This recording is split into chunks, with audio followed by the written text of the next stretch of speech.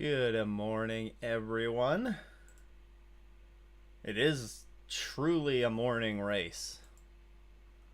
It's going to be 10 a.m. Central by the time this bad boy gets underway. Let's hope. I think my volume's okay. Maybe I need to turn it up a little bit. Let's see. Okay. Well, I think that should be fine. Let's...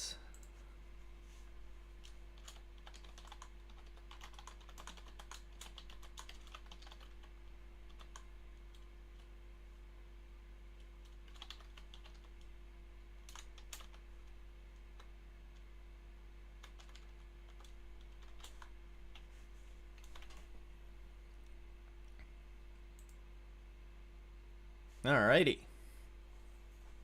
Hope everybody's doing well this morning. We should be in line for a pretty darn good race here. Interesting news coming out about the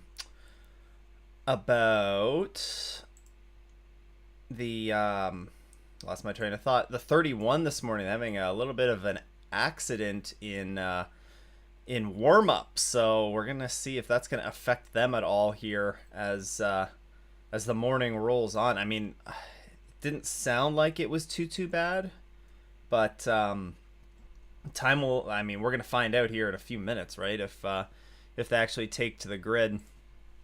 A couple of interesting things that I wanted to just touch on before the race actually gets underway, which we're scheduled to get underway in like 15 minutes or so. Where am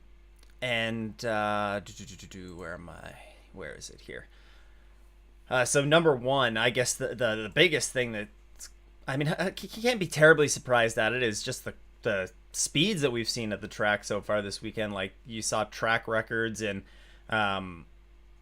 4 of the 5 classes, I think. It's been mixed on whether that's actually a GTP class record.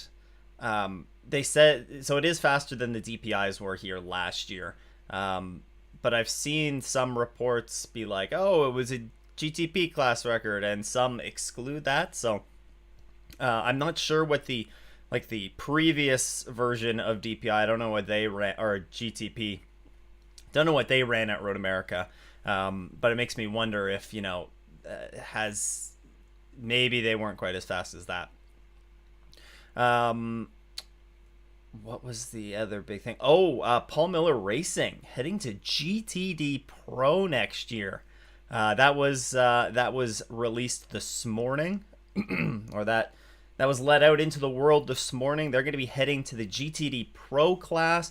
Kind of makes you wonder, is this as a result of they're expecting one of their drivers to be bumped up to, gold status? I believe the driver that would be close to that, or sort of has been in that gray zone for a few years, has been Madison Snow, I think.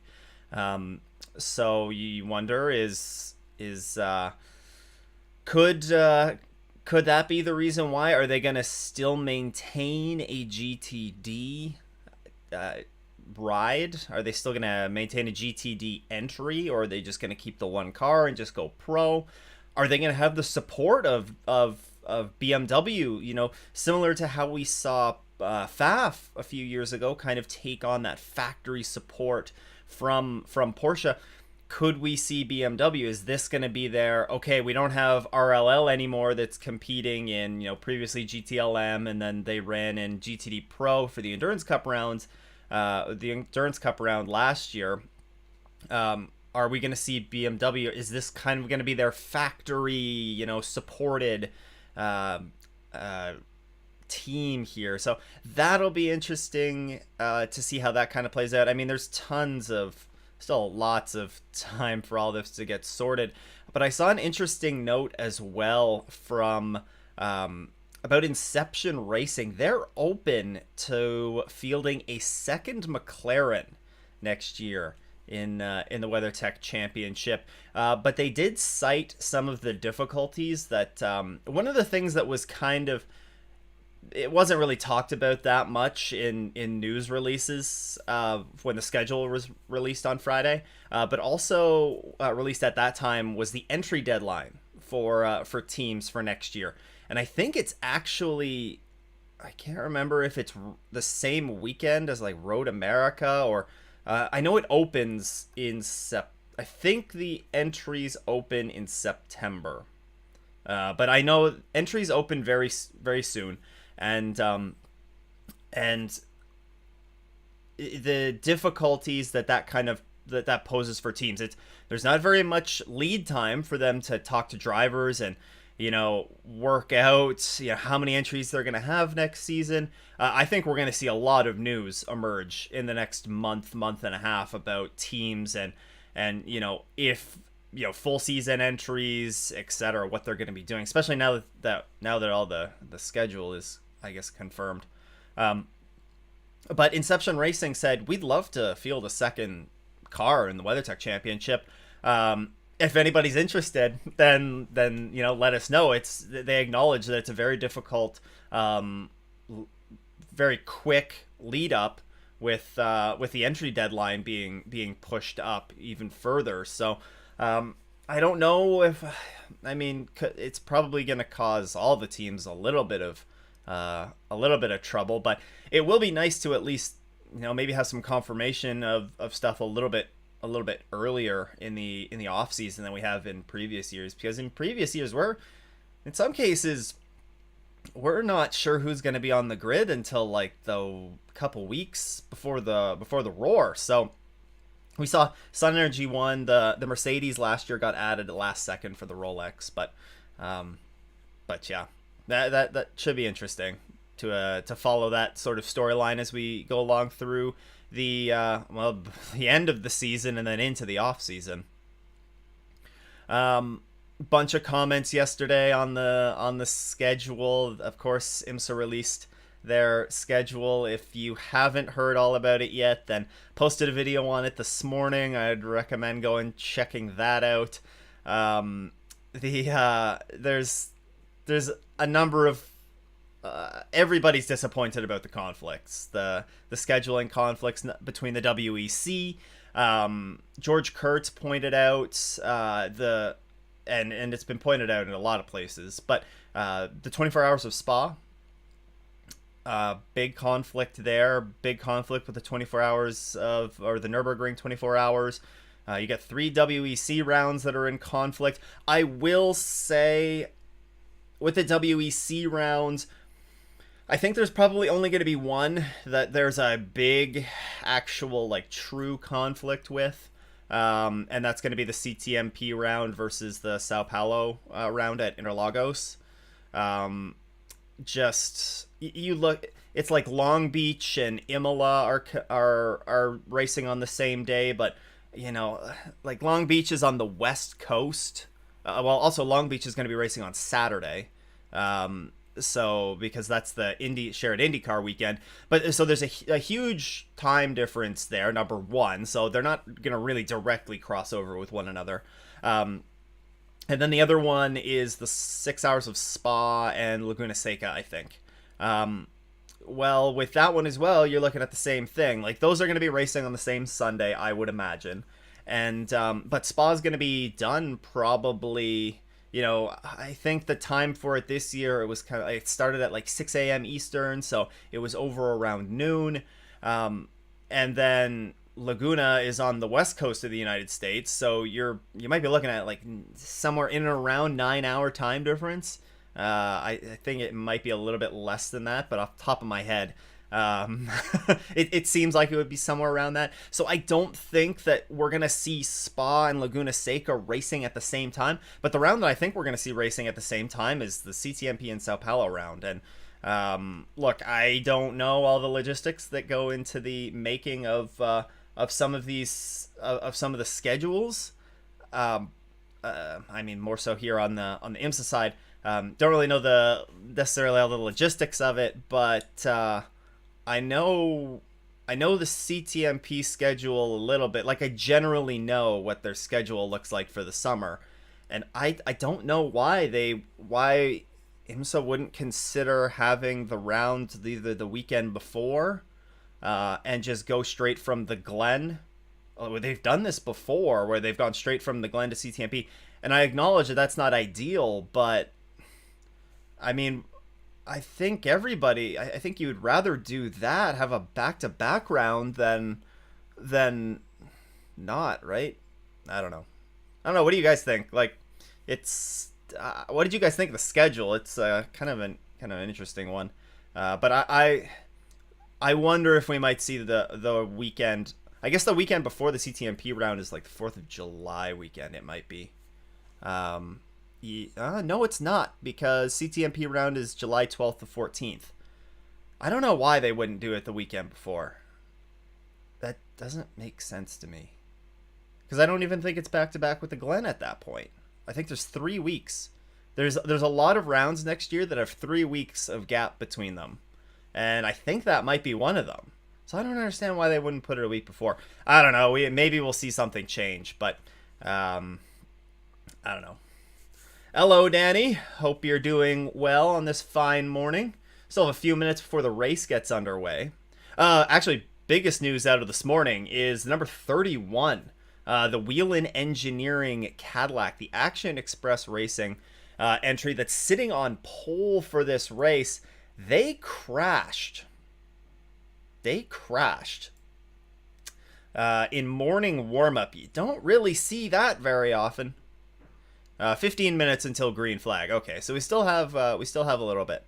I'm trying to look through and see. I'm just trying to look through and see if we have any news on Action Express, like any pictures from the grid.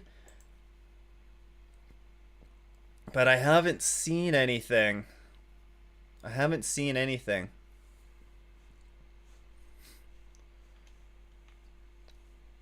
Surprised the scheduling was short. What do you mean by that, Danny? What do you mean the scheduling was short? I mean, as I'm sure many of you that are regular viewers of the channel can imagine, I'm pretty darn disappointed that the GTP class isn't coming to CTMP next year. I've said a bunch about it in, again, the video that I released this morning, but I think I as a fan, as a Canadian fan, and seeing the turnout that has been there in the past couple of years, coming out of, having the race lost completely for a couple of years, and to hear that, no, we're not. We're taking them to Detroit. I understand why they're going to Detroit. Cadillac wants to have the GTP cars there, right? It makes sense. Like, GM's headquarters, GM and Detroit, iconic. They want to have them. Ford versus Corvette, having the GTD pros there makes perfect sense. I don't know. I'm not, like, yeah. It sucks that we're not going to have them. It sucks. And, yeah. and Indy, I understand everything that's behind going to Indy. I know there's a lot of, Roger Penske has done a lot. He has a large impact on the sport. I mean, he's running a factory GTP team. So I understand owning Indy and everything, but man, I don't know. Hopefully the racing is going to be good there, because if it's not, there's going to be a lot of moaning and groaning from fans that are like, we're going there for an endurance race next year, and an iconic race on the calendar at Mosport is not going to have the top class there. But one less race with no Lime Rock Park. Does it turn out to be one less race though, because they added Detroit back? They added Detroit back to the calendar. I can't remember what the difference was in rounds for next year. I think GTP might have one more round, actually, because there's not. No, GTP might have the same amount because they cut CTMP. Yeah, I think the classes might have about the same number of rounds as next year. Yeah, GTP is a good track, and they went, or CTMP is a good track, and they went well around there. I agree with you, Cody. It was great to see them. Just what was it? We're August 6th. It was literally like a month ago. Literally about a month ago, we were watching them rip around CTMP, and yeah, disappointing. I thought they got look.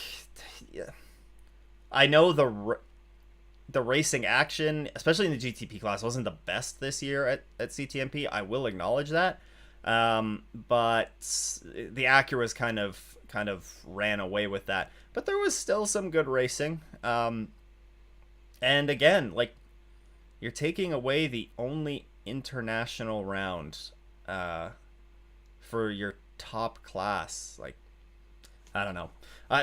Yeah, you're trying to grow the sport in Toronto. Toronto's one of the largest metropolitan areas in North America. The Greater Toronto area.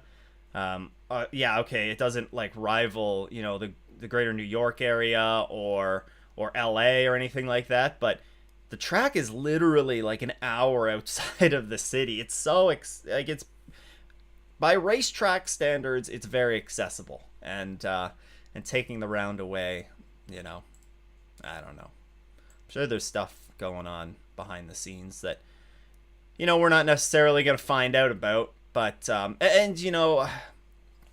there's points to be made, budgets and everything. Like, you add so much running time at Indy, you have to take some of that track time and that running time to keep the budgets reasonable in other areas. But I don't know. I'm not sure if I agree that that's the way to do it.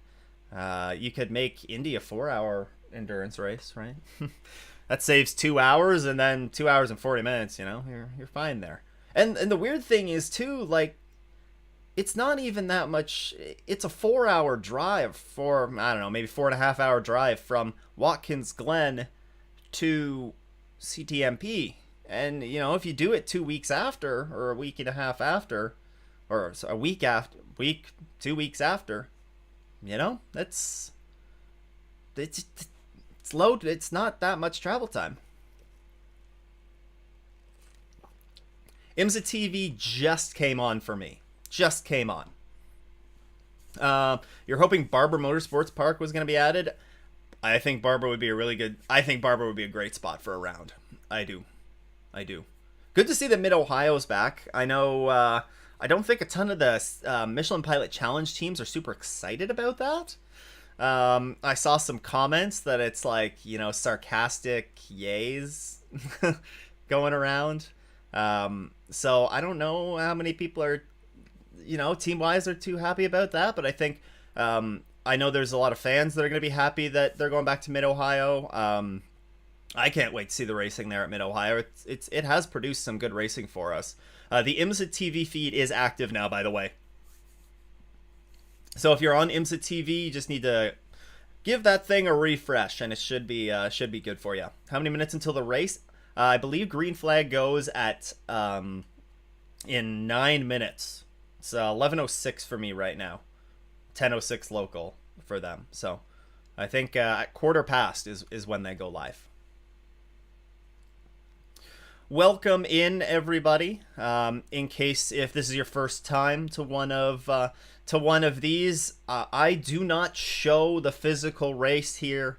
I don't want to get. I'm not trying to get canceled or have IMSA or NBC or whoever it's gonna be come after me. So pull up your stream on. It should be on USA Network if you're in the United States. I don't know if it's on Peacock. Usually IMSA put on the schedule if it's on Peacock, but check if it's on Peacock. If you have Peacock, I know for sure it's on USA Network. And if you're outside of the United States or you have a VPN or something, then IMSA TV is live right now with it.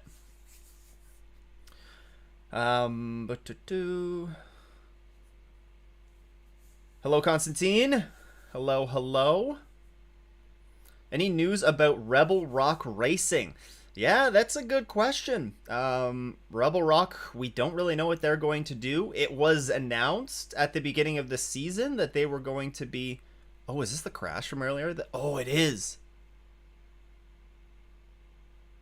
Oh, okay. Oh, the BMW went off in the formation lap, the 25. Man, so they got stuck. There's no damage on that car, it doesn't look like, but that needs to get pulled out before the race even starts. Wow, that is. Oh, they're delaying the start of the race. Wow, that's the 20. That's big. Like there that's the BMW that's doing well in the champion or the championship leading BMW, is it? I can't remember. If not, they're right there in the championship, either first or second.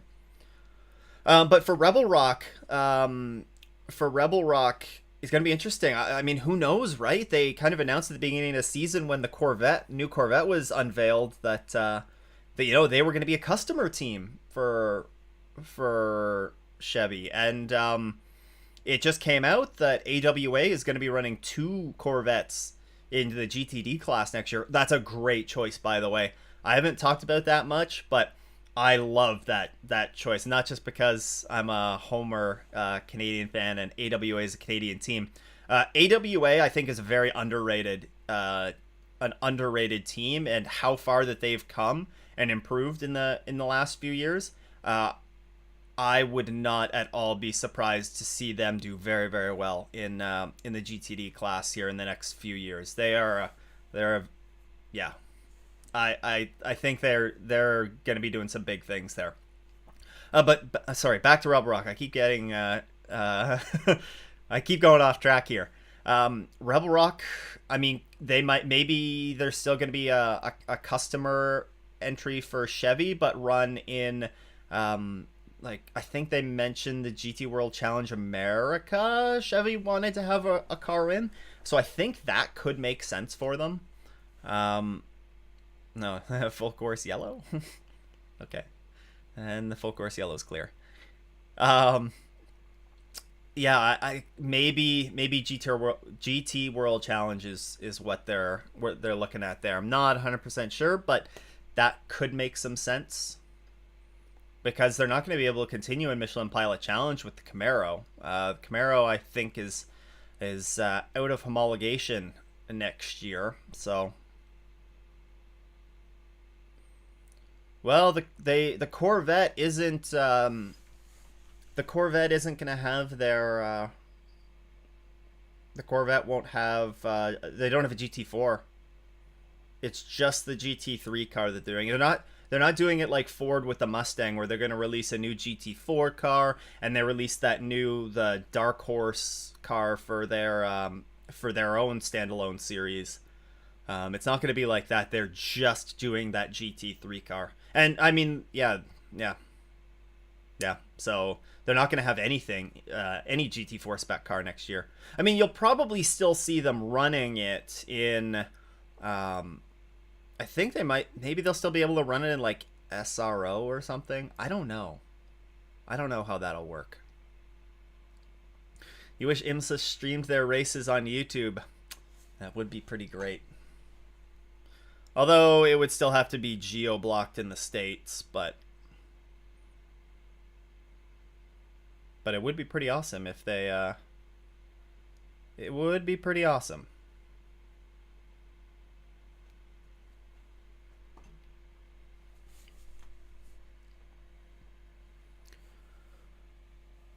BMW and the gravel just beamer things. Not a good start for that, but I mean, they don't lose actually any ground. They're still going to start 5th. Everything is blocked behind a different paywall in Germany. At least IMSA TV is free. Just as long as you don't live in the US, right?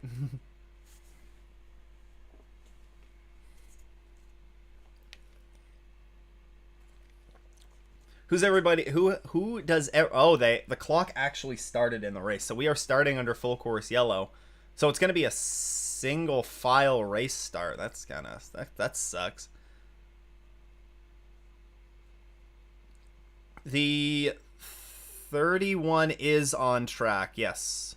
They are starting at the back of the GTP class, though. Yeah, they are starting at the back of the GTP class, but they are out there, so good job by that team to get them operational. Who does everybody have winning this one?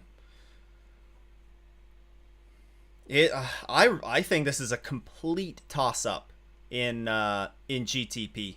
Complete toss up, I think. It's frustrating to watch SRO events without commercials, full pre-race and excellent commentary, then go to Imsa and be followed by commercials and RG Bargy. Yeah, SRO does a really, really good job with their broadcasts. I will 100% give them that. When you have a big corporate partner in Amazon, though, that helps. That helps.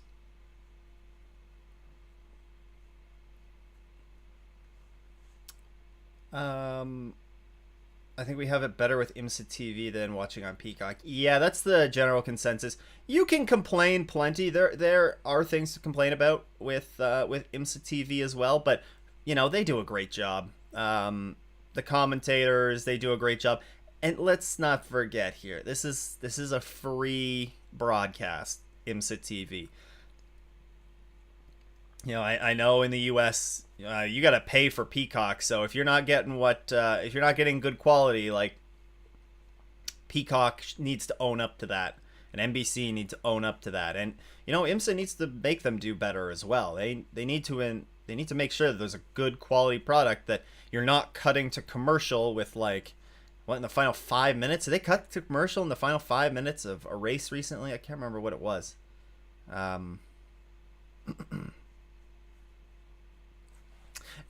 They are starting, and we are watching commercials on Peacock. Don't worry, they have not started. Well, I mean, the race is technically underway, but...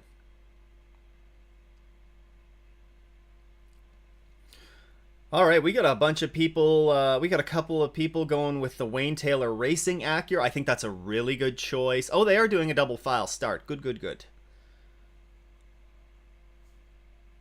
Alright, we're about to get going. We have Corvette...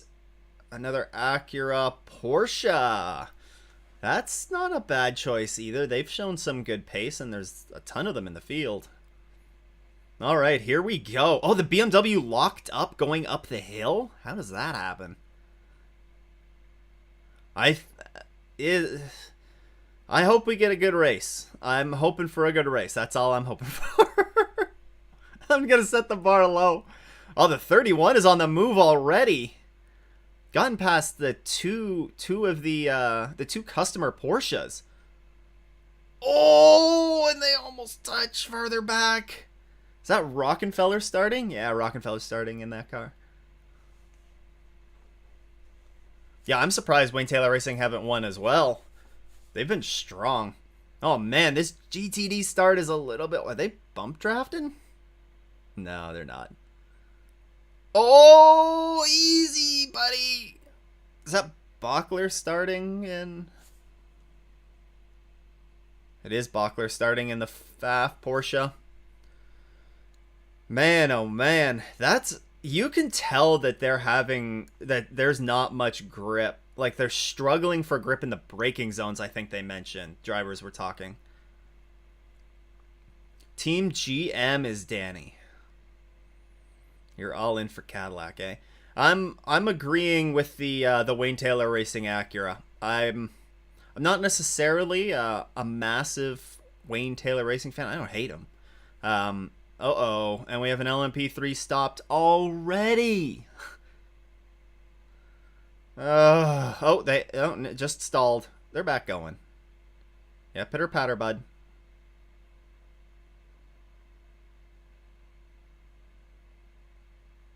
Come on. Oh, they got a little bit of help. They got a little bit of help. They're back going. Oh no, they're going to lose that square. Or that triangle.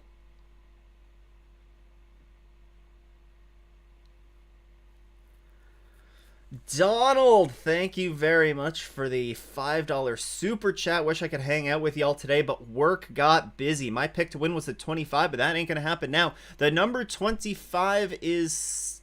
Oh, they're not running. You're right. They're still running.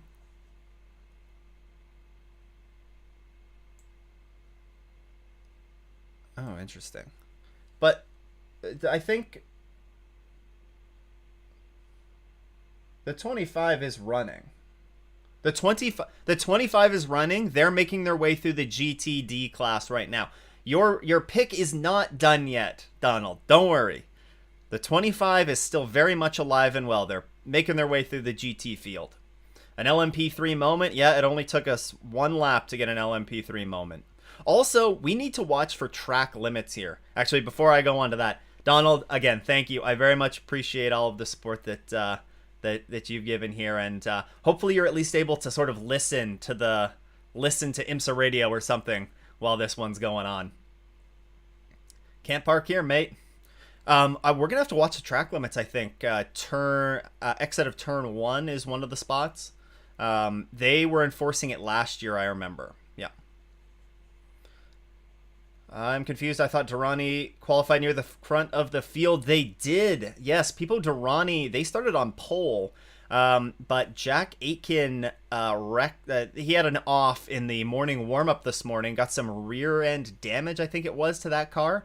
They did repair the car, and they are running, which is honestly, that's an amazing feat. Even if there wasn't that much damage, considering that warm-up was literally like 2 hours ago. So that team did a great job of turning that around. Let's be honest, it's done. No. They're fine. Look, there's... Oh, here, we got a full course. Yeah. Oh, no. Now it might be done. All right, Donald. Yep, it's done now. They wrecked. They wrecked out of the kink. That's going to be a full course yellow, I bet. They're not bringing that back. Wow. BMW is... That... Wow. All right. What? I mean, I'm not a commentator, but it's kind of the commentator's curse, isn't it? They're done. They are done.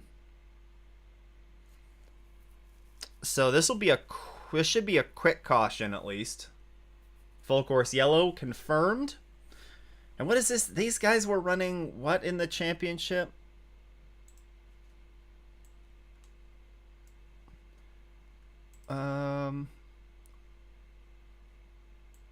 I can't remember if they're first or second. But that is definitely the highest BMW. Oi, oi, oi.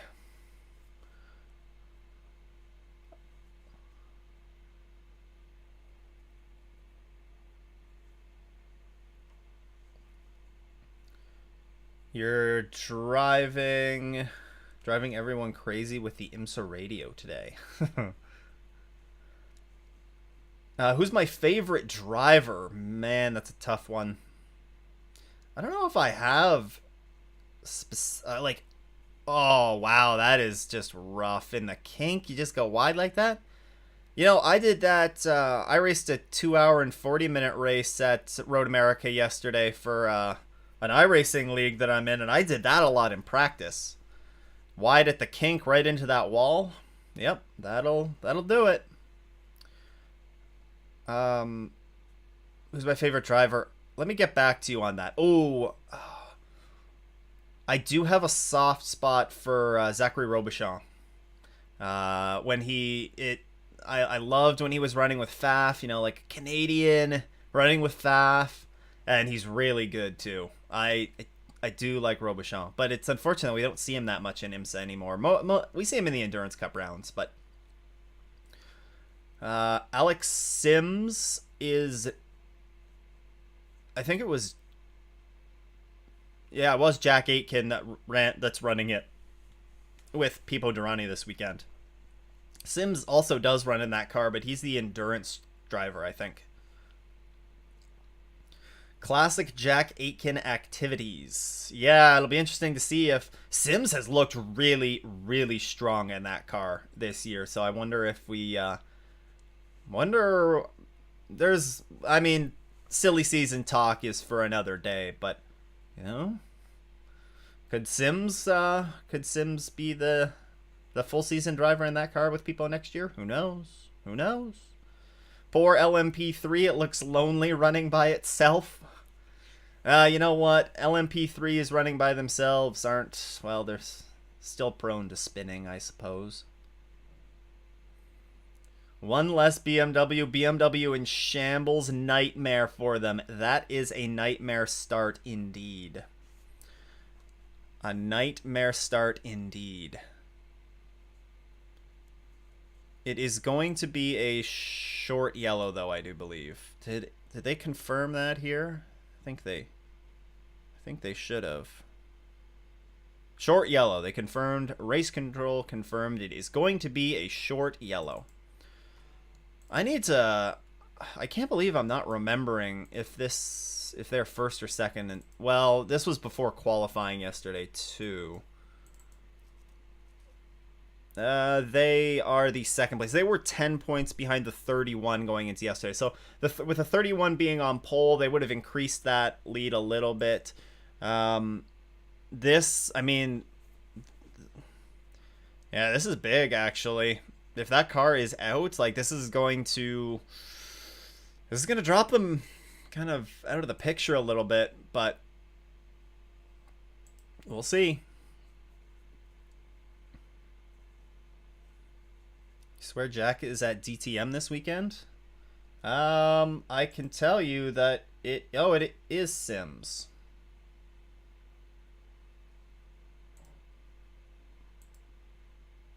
That's what.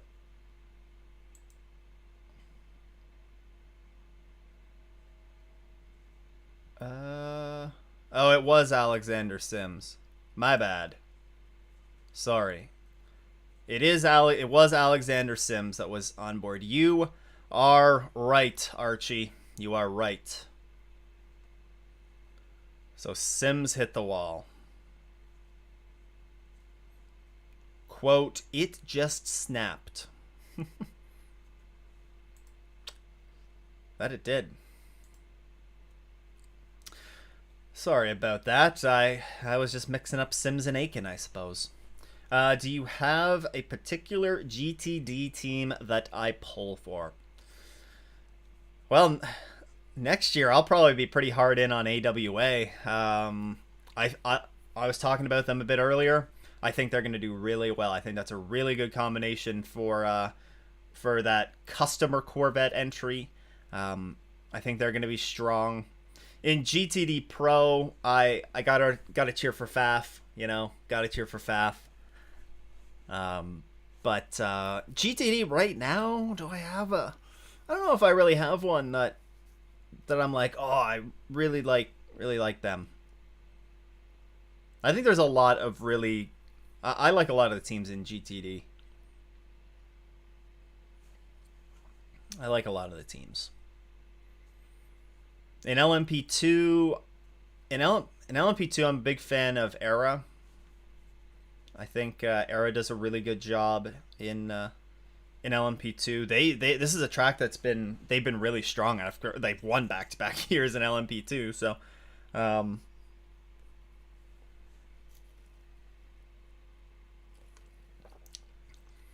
somebody asked if another driver that I guess I've enjoyed watching for a while is Renger van de Zand. I've enjoyed watching. I've enjoyed following his racing activities for a while.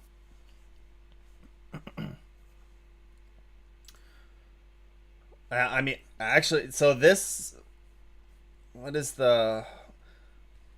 are the points again? It's the.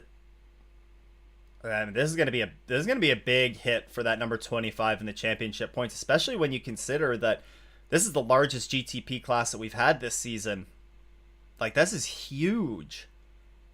If you see a team if you see the 31 come back, I mean, the 31 is running in 8th right now after their little off that they had this morning, but If the 31 comes back and has another like strong run, gets a podium finish or something out of this, then oh boy, that is you're down tough if you're the BMW. That's gonna be a tough pill to swallow. Or if Wayne Taylor has a strong run as well with the 10. Whoa, man, that's not the way you want to see it start. Who was in the car for that too? Was that DeFilippi? It was. Man, what is with BMWs and going off and on like the first lap of a race, recently, or first or second lap, because they did this at the Glen. It was the 24 at the Glen. It was Farfus, but man, that's a rough way to start the race. It's tough. That's tough. So also interesting, they're talking about it on the broadcast. Ore Fidani, in the number 13 LMP3, that's the yellow, or one of the yellow LMP3s. They came in and boxed and swapped off their qualifying tires. I think they started like fifth in class, and there's not that many cars in LMP3. So really interesting that they did this strategically, especially now that they got the full course yellow. So he's going to be on fresh tires. He's not going to be right on the rear of them. He's going to be at the back of the field. And he is a bronze driver, so I don't know how easily he's going to make his way up through the GTD pack. But that could be an interesting strategy piece as the race unfolds in LMP3, especially if we go a little bit without a full course yellow. I certainly do remember you, Mohammed. You are I know you are located. I know it's very early in the morning for you on very early Sunday morning. Would it be like 1 a.m. for you? You're in. It's not Singapore, is it? No. No, I remember that you're on the opposite end of the world though, and that these races are always super late for you. Glad to see you were able to pop in. Hopefully the 01 Cadillac will finish well. Yeah, I think there's a lot of Cadillac fans that have been very disappointed in how the 01 has finished thus far. They cannot catch a break. If it's not something on that car that's breaking for them. Oh, I forgot that there's a class split. So the number 13 is going to be right on the rear end of everybody else in their class. I forgot about. How do I forget that? It's kind of wild, some of the things that you forget when you're like in the moment. Like basic things too that you just kind of forget. Singapore's neighbor. Well, I'm glad that you were able to jump in. Oh, it's only 11:30 for you right now. So you're happy that this is a morning race for Imsa. That means this race will be over by like 1:30 or so. It'll be over by 2. It'll be over by 2 a.m. for you. Yeah, actually, that's not bad by IMSA standards for you. The West Coast races for you are an absolute no-go then.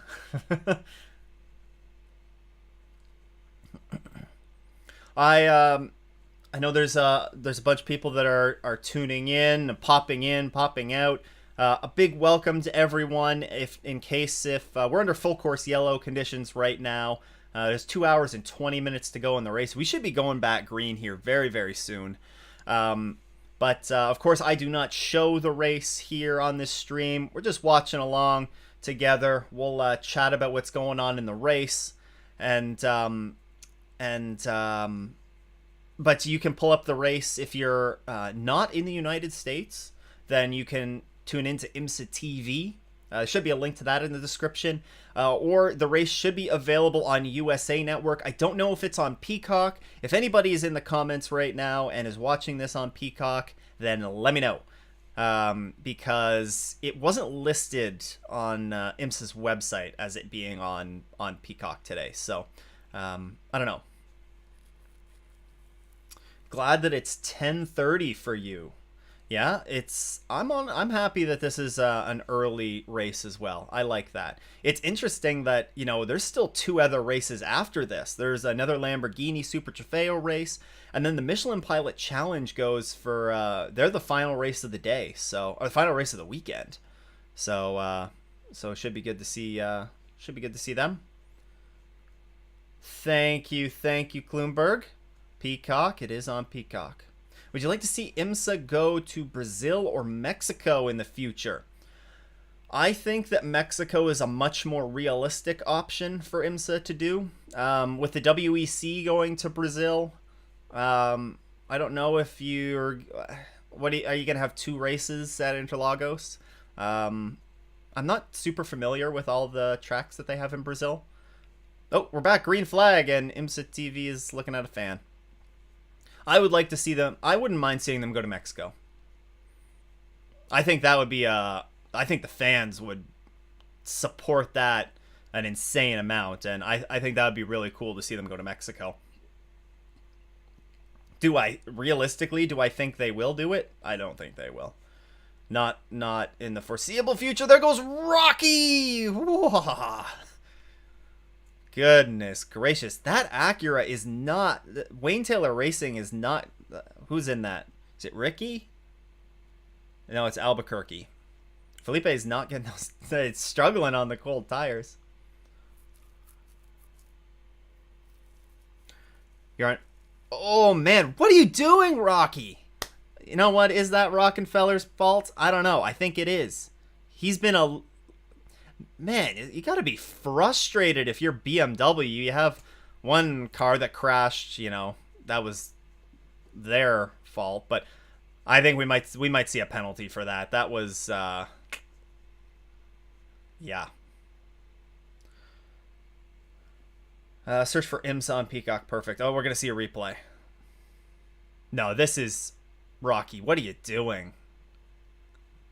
That has to be a penalty. There, who was in that car? Eng was taking a defensive line into the corner anyways, and Rocky just sent it. I know offline the track has been apparently very slick, but that's not an excuse. Like, what do you... That's... Yeah. Come on.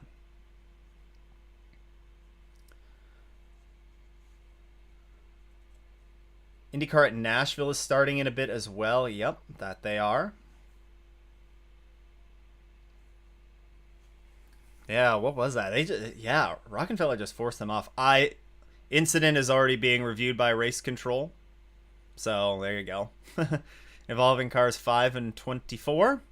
I do think that that's going to be a penalty. A drive-through.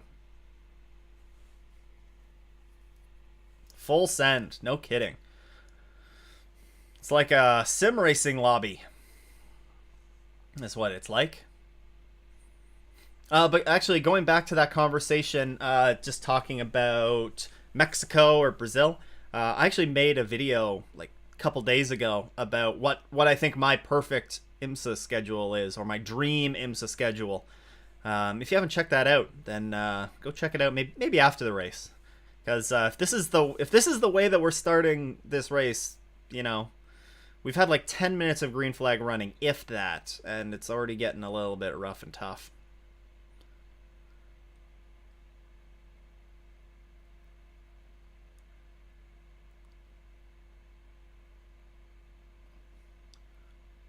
They're talking on the IMSA TV broadcast that Rocky made it perfectly clear he was planning to go down the inside.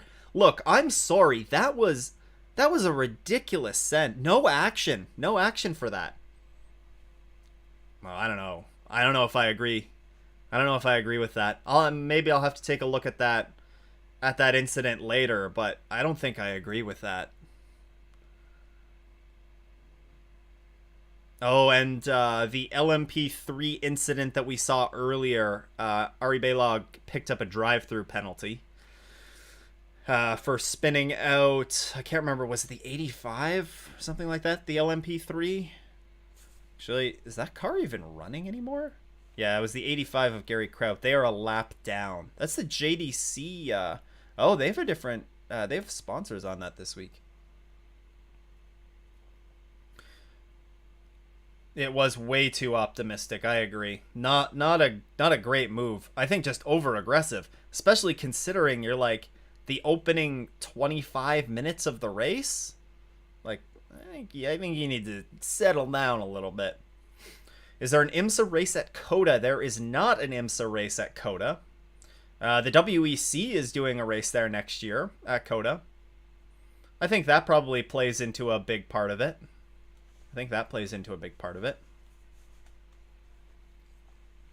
I said 2 weeks ago that you would love to see them at Mexico City. There were a lot of comments on the video I did that a lot of people would love to see them go to Mexico City. Oh, Brandon Arib on the inside, Paul Miller Racing. That's a battle for the GTD lead. Arib has been very strong in that. That McLaren looks very strong this weekend. Very strong. Philippe Eng was squeezing him.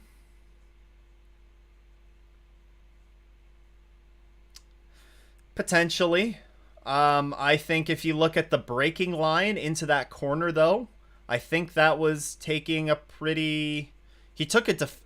There's no doubt. Philippe Eng, he took a defensive braking line into that corner. But that doesn't mean that if he takes a defensive braking line into that corner, if you take a normal racing line, then you're going to get a better run off the corner, and you can make the pass doing that. If that's the case, I don't know. I personally didn't see anything wrong with what Eng did, but I mean, I'm not a marshal, or no, I'm not an official. Definitely not. Well, I mean, by that, you need to leave space on exit, but he wasn't left space on entry. But there was, that was a send in there. You can, even if you look like you're making intent to go down the inside, like, there wasn't, when he pulled out to make that move around the car, I don't think there was room there to make that move. Again, because Eng was taking a defensive line into the corner, but, whatever. It's the way it goes.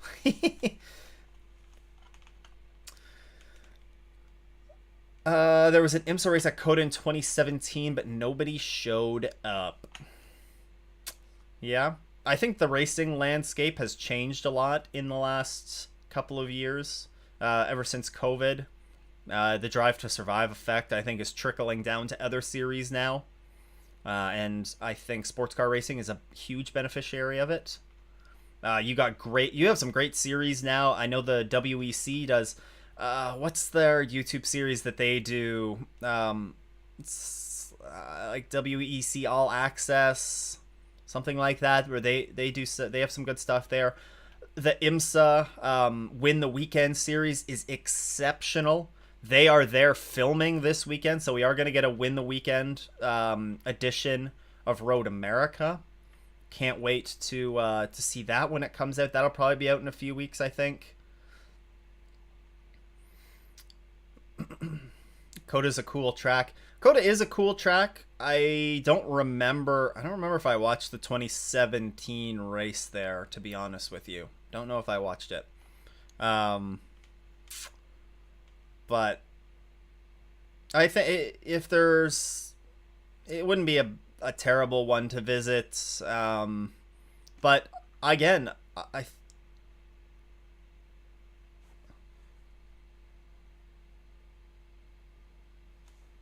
okay, the number 25 is not out yet. They are working on it in the garage.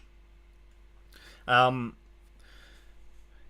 COTA. Look, here's the thing that I'm not a huge fan of with COTA is, and for sports car racing, it's the whole track limits thing. Like, give me a track, like an old school track like Road America, where, if you look at, I mean, the 25, was it 25? The 25 BMW just showed that earlier in the race. You put a wheel off on on this type of an old school track like Road America, you're paying for it. You're paying for it. And at Coda, if he were to do that at one of the corners at Coda, well, it's just, there's a ton of asphalt runoff. You're gonna have track limits discussions, be a very prominent talking point the whole weekend. Give me the old school track like Road America. I think that's IMSA's brand, is, that sort of old school track. You see it with like Watkins Glen has a lot of that. Lime Rock, Sebring, like look at all these old school tracks where it's not just a ton of paved runoff, and that's what I love about the IMSA calendar, and why I'm not terribly disappointed that they're not going to Coda.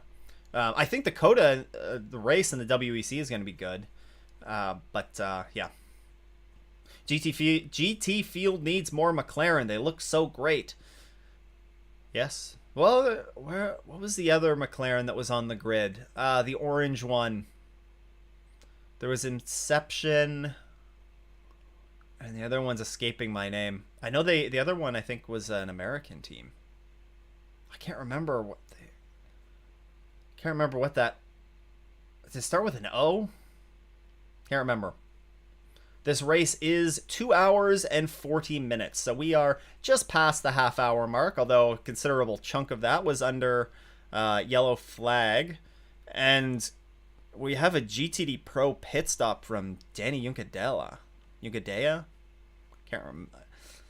My pronunciation of names is not always the best.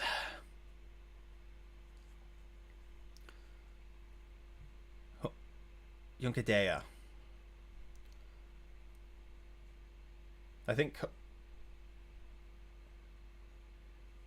Okay, fuel and tires. So that is a scheduled pit stop then for the 79. They did this at Lime Rock and it did not work out for them. So going to be interesting to see if it works out better here. I think Coda is good for F1, but not for sports car racing. Fair enough. WEC full access is great. Yeah, IMSA doesn't really have a direct equivalent, but they do have Win the Weekend, and Win the Weekend is pretty freaking awesome. The only complaint that I guess I kind of have is that there's not really much of a focus on any other class but GTP. But, with the success that they've had from it this season, and if they bring it back for future seasons, hopefully we can get a little bit more coverage on maybe some of the other classes. I think that would be really great. Crucial Motorsports, that's what it was. Thank you, Zared Whirlpool. You like the fact that you get IMSA, Indy, and NASCAR. IMSA, Indy, and NASCAR. You can't complain about having all three of those. I hope more people learn about IMSA and sports car racing in North America becomes more popular. It has. There has definitely been a big increase in popularity last few years, but this year has been very noticeable in my opinion. The crowd that there has been at every single race this season has been very impressive. The Rolex was a huge crowd this year. The couple of races that I've been to at CTMP, CTMP was a great crowd. Honestly, the Sunday crowd wasn't. I don't really remember the Sunday crowd being a massive increase. It was a large crowd on Sunday, but it was more so the crowd that showed up on like Friday and Saturday. There were a ton of people there the entire weekend. Whereas last year when I went on Friday, there was people kicking around, but it was nowhere close to what it was like this year. It was very impressive to see. The round at Watkins Glen, impressive. I was looking into going to this round at Road America, and was thinking about camping out at the track or something. But camping was it was just overflow at that point that they had. So all the sites were sold out. It's good to see. It is good to see the popularity of, and there's still a long way to go. I think making it a little bit easier for the average person to watch would go a long way. Maybe not having all the races on Peacock. I honestly think that the TV deal is a huge hindrance to accessing the sport right now. But it is great that IMSA posts the full races on YouTube. This race will be up on Thursday. They're very consistent about getting it up like the Thursday after a race. There was Crucial. Yeah, there was Optimum. That was what I was thinking, but I can't remember if that was like a sponsor on the car or something. The GTPs are making their way through traffic for the first time.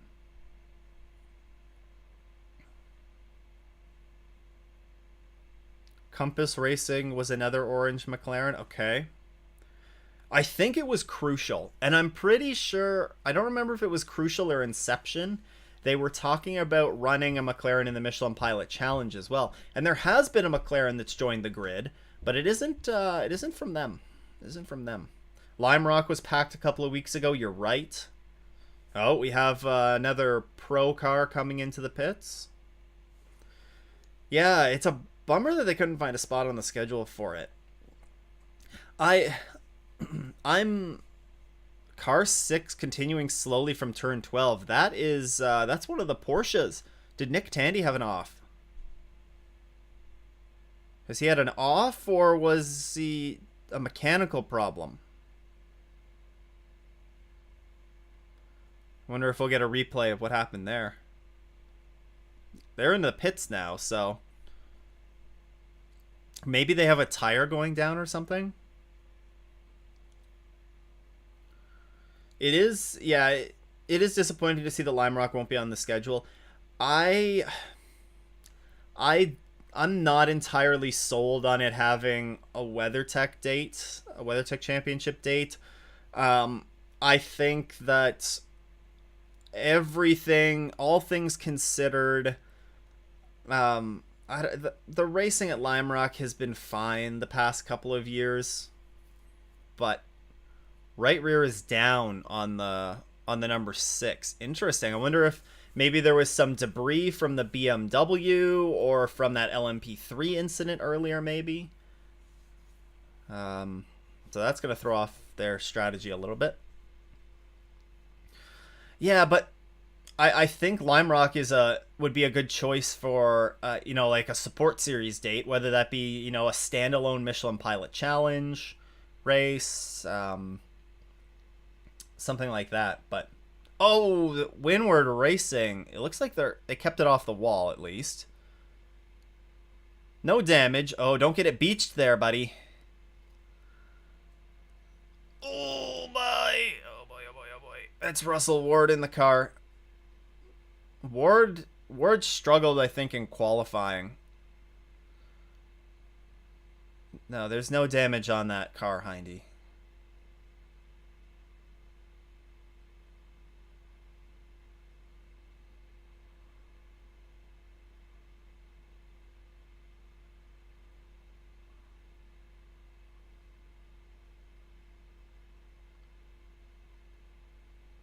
Okay. Oh, yeah, there is. Yeah, there's damage to that car. It's crab walking a bit. Man, that team cannot catch a break. Oh my gosh.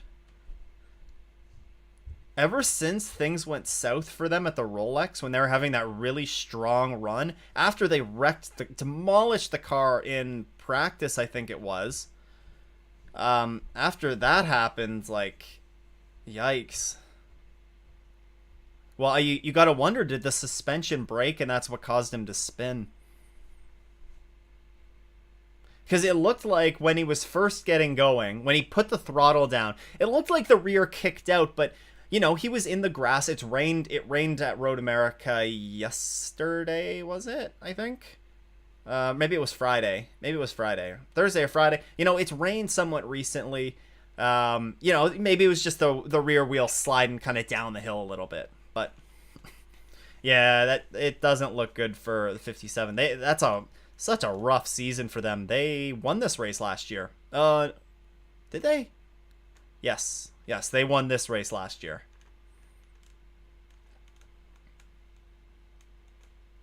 That's unfortunate for them. Is the number 6. The number 6 is back out. I think they were able to limp it around. Tandy was able to limp it around. He's lost a lap, it looks like. But seems good. Windward has made it back to the pits, so that is good.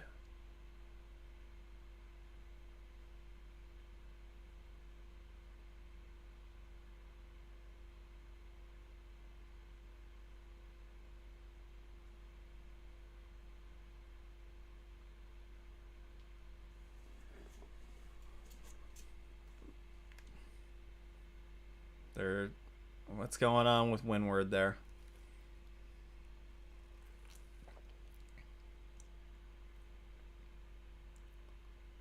They're putting that tire back on, I think. Oh, they're putting the one side on, so it's... Yeah, they got to go behind the wall, I think. Looked like they were signaling they're going behind the wall. Man, that's unfortunate for them. That was... Whoa. They have not had a great season. Yungadea, new overall best for GTD Pro.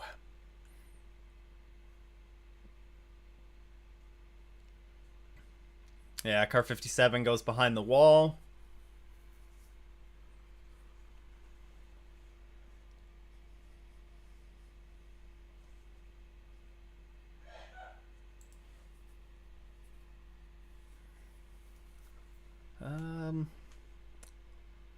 Let's show some racing action, Imsa TV, huh? I really like this like blimp shot, but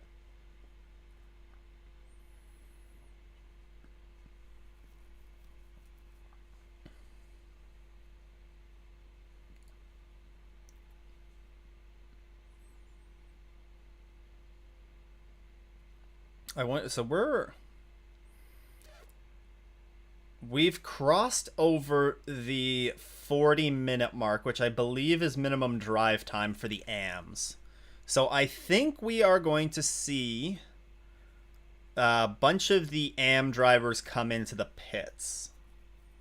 So we're going to see LMP2 because they have all the AM drivers in. We see High Class Racing has made a pit stop. I think we're going to start to see a bunch of pit stops. Coming.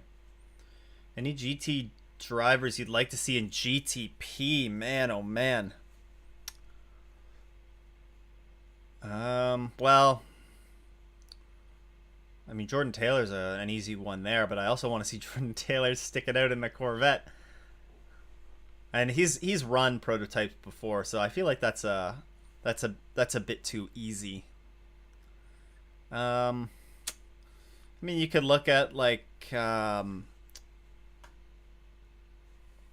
let's see. Who could be some other ones? I mean, I don't know. I don't know if there's a specific one GT driver because like I'm a big fan of the GT racing. So I'm like, I don't necessarily want to see them all take off and go be like, oh, go run prototypes. So I don't know.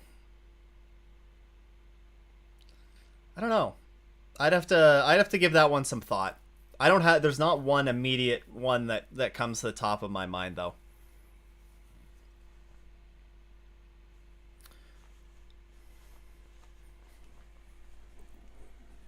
Ooh, whoa. Thought that might get a little bit hairy for a second there between the number 7 and was that the 92, the 92 GTD Porsche. Oh yeah, we have a bunch. We got Sheena Monk, Misha Goiberg, Brandon Aribe, Anthony Mantella. Yeah, so we're seeing all now that we have minimum drive time passed. We're going to see a ton of the Pro Am cars come in and make their pit stops, which makes sense. You have the pros in for the final 2-hour stint. Ben Barnacote, yeah, that's a good one. Jack Hawksworth. Jules Gounon, yep. Maybe Danny Ukadea. I think a lot of those, though, you know, are you gonna see one of the Lexus drivers jump up to Toyota? Probably not, unless if they decided to run an Imsa, which there's no indication that they're going to do that at this time. Ben Keating in LMDH would be fun. It would. It would. Heck, why not? Ben can just run another class, you know? Was it last year's Rolex he ran in? Was it? It was LMP2 and I think GTD that he ran in, or maybe GTD Pro. But he has run in DPI before. Yeah, heck, why not? Throw him in a GTP. He can handle it.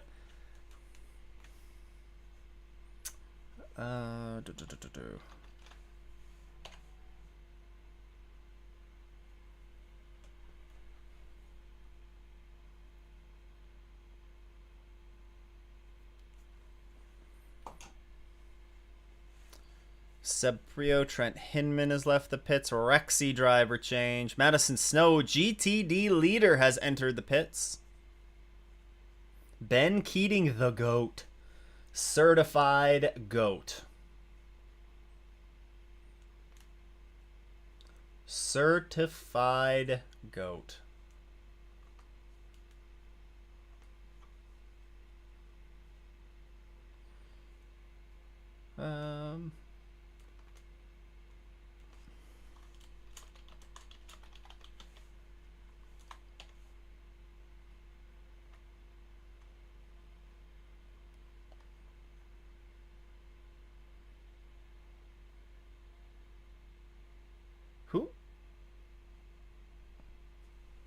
Who's in the IMSA TV booth? I missed that. There's somebody in there, somebody else in the booth, and they were talking about getting a GTP plan put together, but they need a manufacturer to align with them.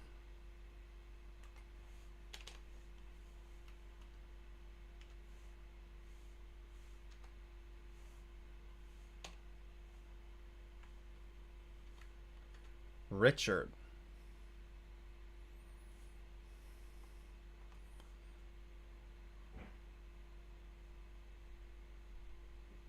I don't know who it is that's speaking. And lots of people are watching on Peacock, probably, or USA, so they don't know who it is either.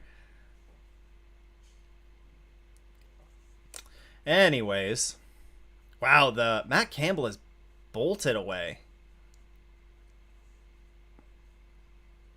Porsches look strong right now.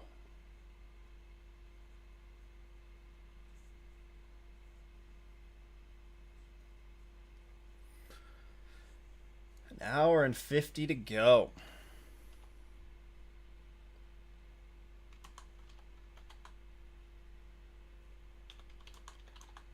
Oh, I think this is the United Autosport boss. Who they're going to be coming over to race LMP. I think a 2-car LMP2 effort next year. Whoa. Interesting. We have Faf getting passed by the McLaren.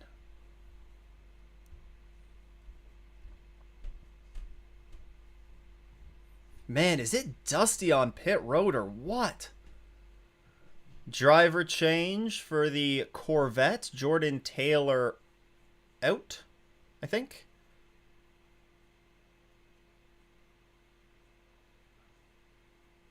Wait, minimum drive time in LMP2 is an hour?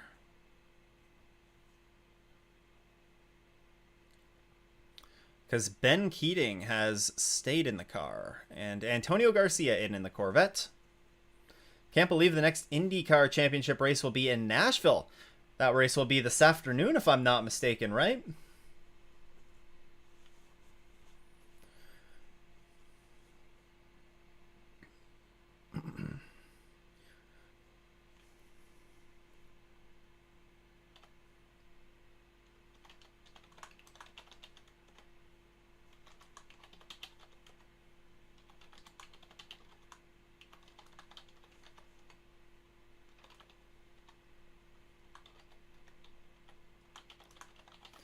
All right. You're going to go watch. Oh, yeah, the IndyCar races. Okay, so they're starting right now. Man, you got to love when that happens. Just that's why. Oh, interesting. I didn't know IndyCar was on right now. I would have thought it would have been a bit later. We were talking about scheduling conflicts, but we'll talk to you later, Archie. Enjoy the IndyCar race.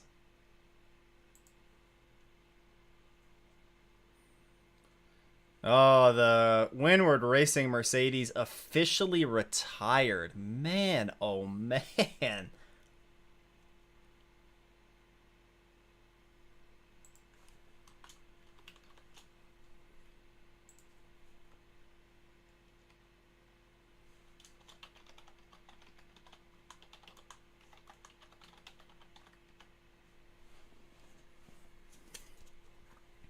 Watching this and IndyCar. Man, you got like 3 streams up. Oh, the Team Korthoff entry. This is one that I think you got to watch out for in GTD.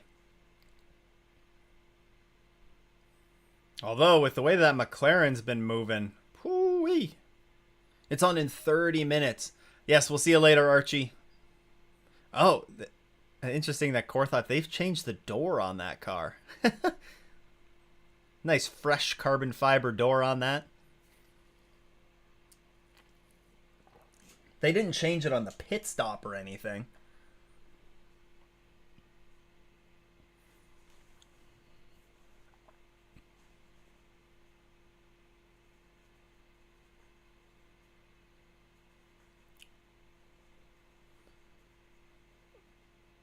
Bunch of pit stops still going on. LMP3, the Junior 3 entry. They have 2 cars here this weekend. This is the additional one that they just showed, the number 29. Oh, and we're seeing lots of... now that we have all the pros in GTD AM, or GTD regular, just GTD. Now that you have all the pros in, we're seeing lots of fast laps be put in.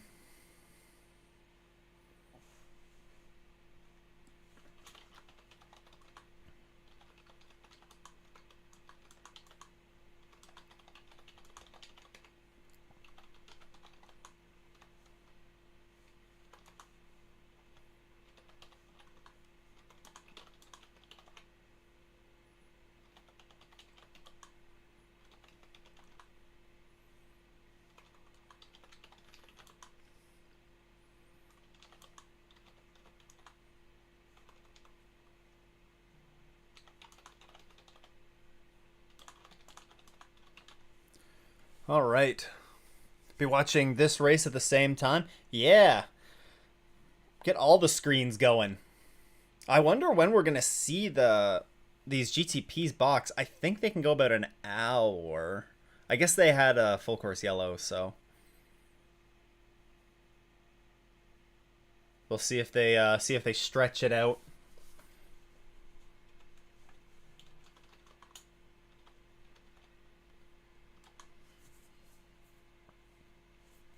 It looks like a beautiful day for racing there at Road America. The weather forecast did kind of show that there might be some storms that roll in or some rain that rolls in later, but not 100% sure. We'll see. We'll see.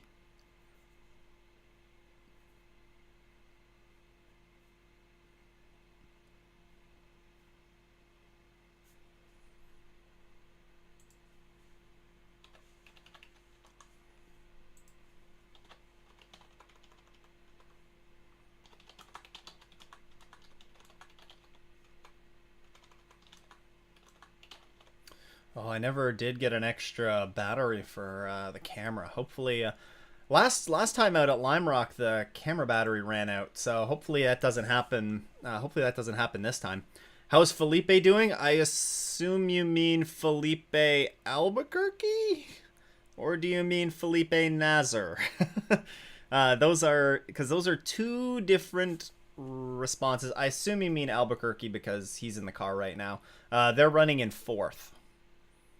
They are running in 4th. But if you're a Felipe Nasr fan, Matt Campbell is in the car right now and leads the race by 9 seconds. So, yeah, the Porsches looked very, very strong so far this race.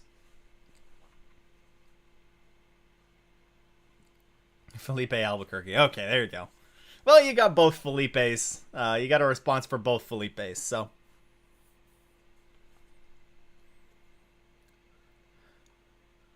Well, we're a few minutes away from passing that 1 hour mark.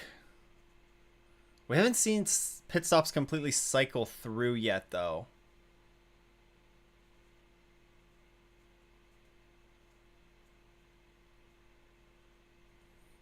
Okay, so you're cheering for the number 10.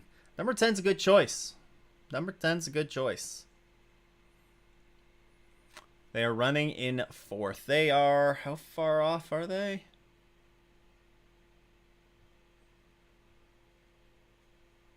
The gap... Well, they've boxed, though, so it's... Car 04, car 8. Failure to adhere to the minimum refueling time. Drive through penalty. Car 8, that's the Tower Motorsports LMP2, and the 04 is the CrowdStrike Racing LMP2. So that's a problem. That's a problem. If the Porsche wins, do they pass Tech? I'm confident that the Porsche would pass Tech in this. It's a little bit of a different... this is a very smooth track compared to the Glen. The Glen, the front splitter was actually like... They were being rough on it. But here I don't think that's going to be a problem. Felipe Nasr raced in F1, so I'm more familiar with him. Yeah, when typically if they've run an F1, then they're more of a household name, I guess. Felipe Albuquerque has a pretty impressive driving resume as well.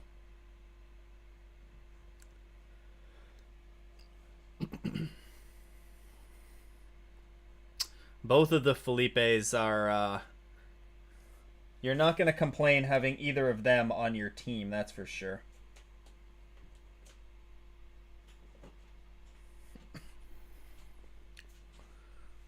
Do I like LMP2 cars? I love the LMP2s. I say that. The LMP2s might be my least favorite of all of the IMSA classes, though. I actually don't hate the GT or the LMP3s.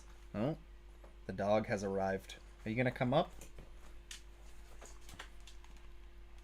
I don't hate the LMP3s, mostly because they sound amazing.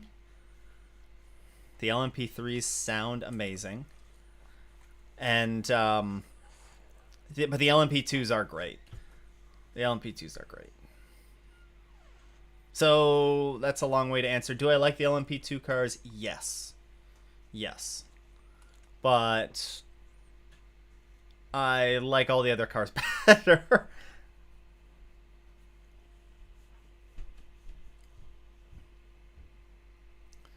All right, Rockefeller's in, so we're going to start to see GTP pit stops. It's been about an hour.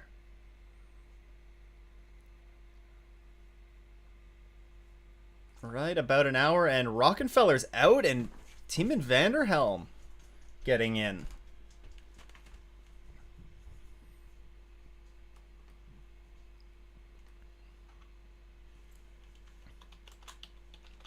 Tiemann Vanderhelm, not Tiemann. Goodness gracious, I'm going to mess up. I'm just going to butcher everybody's name. That's fine, right?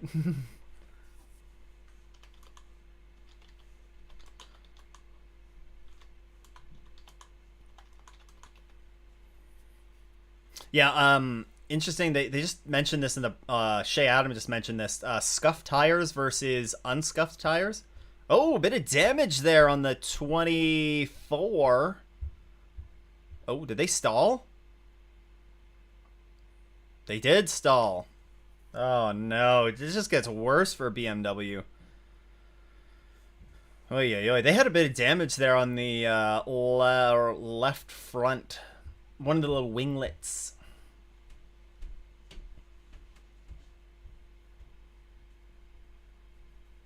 Somebody's off. Okay. I hope that Felix da Costa gets out of Formula E and runs in the Porsche as well. Another strong driver there. I don't watch Formula E that much though. I watched it a handful of years ago, but not. I know that there's been some good racing in Formula E recently for sure, but just haven't watched much of it. Usually, if I have spare time to watch racing, then I will lean towards sports car racing, and there's like always some sort of sports car racing on. So I'd like to see a new generation of LMP2 cars. Loved them back in the 2006 to 2010 era. Yeah, there is a new generation of LMP2 cars that are set to come, but I think those are due for 2026, if I'm not mistaken. It's been delayed because the GTP cars are running on the new chassis, the new LMP2 chassis. So I think it's kind of like a wait and see to, are we gonna, is LMP2 still going to be around in 2026? I think is kind of what's going on there, but see how much GTP takes off.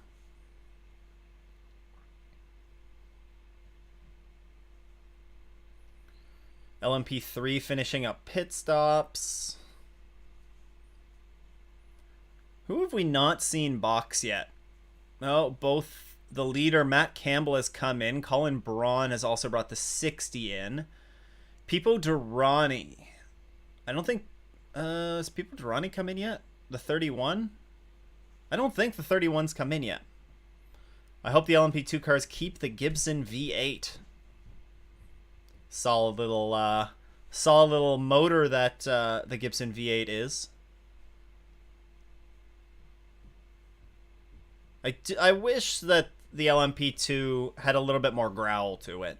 It sounds good still, but I wish it had a little bit more of, a little bit more. That's honestly the reason why I love the LMP3 so much, is the sound of them. I don't think you're going to be difficult to find a better sounding car. Oh, we are going to run out of freaking battery in this camera. That's great. It's plugged in and charging. I don't understand it. I don't understand why this camera's like... I think maybe I have to find a better charging... it's USB-C, but I just don't think the block that I have is giving it the right amount of power. I am going to go and grab the other battery. I'm going to be back in like 2 seconds here. I'm going to actually grab both of them so I don't have to do this again. Oh, and that's not... That button doesn't work anymore? That's cool.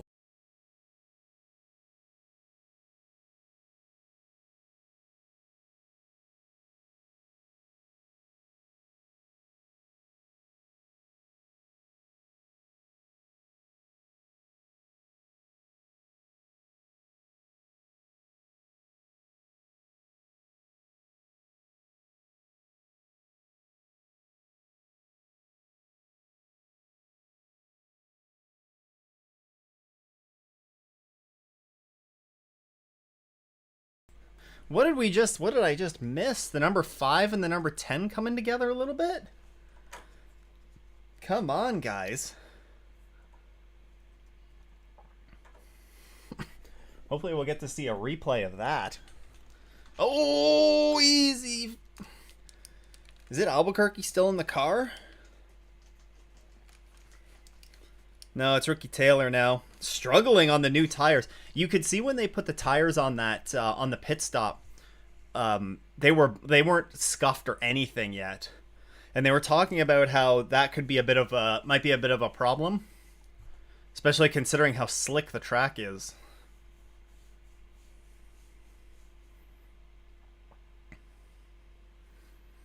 All right, let's swap the battery here.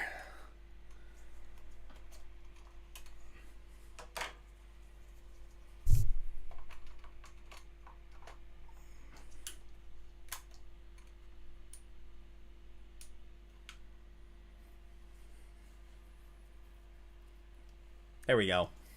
We're back.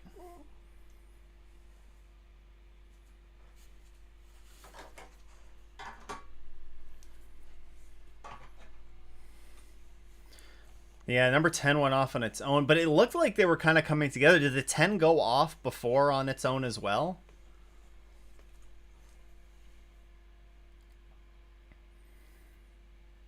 Okay, so the 31 just came out of the pits. Harry Tinknell is in. We officially have Harry Tinknell back in Imsa now. Officially back racing. Race laps being completed.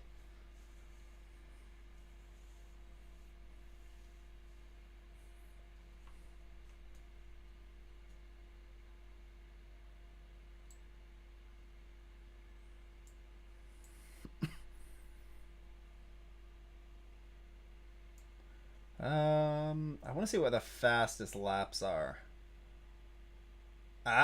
You know,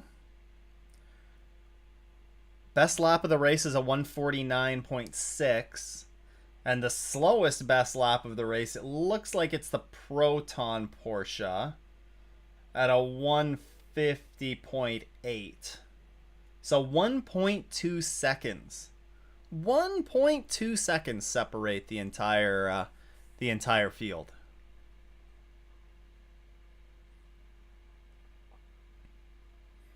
Yeah, the cars are struggling with cold tires, that's for sure. It's going to be very interesting when we get to Road Atlanta at the end of the season, because it was already difficult to get those tires up to temp with some of the cold nighttime running. Oh, here's the replay of the 5. Oh, no, this was kind of after that though. Yeah, Ricky Taylor just went off on his own there, but it was before that. They were side by side, it looked like. Ricky just went in too deep. It looks like we got some more GTD Pro stops going on. Jack Hawksworth in for Ben Barnicoat. Oh.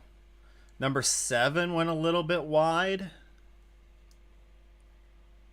It's a 12-second lead for Nazar over Renger van de Zande right now. Tom Blomqvist is in the 60.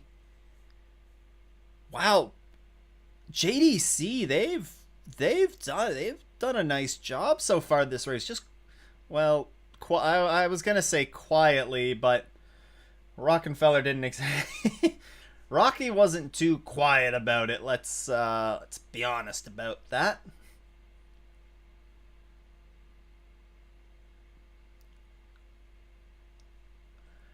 We'll be completely honest about that.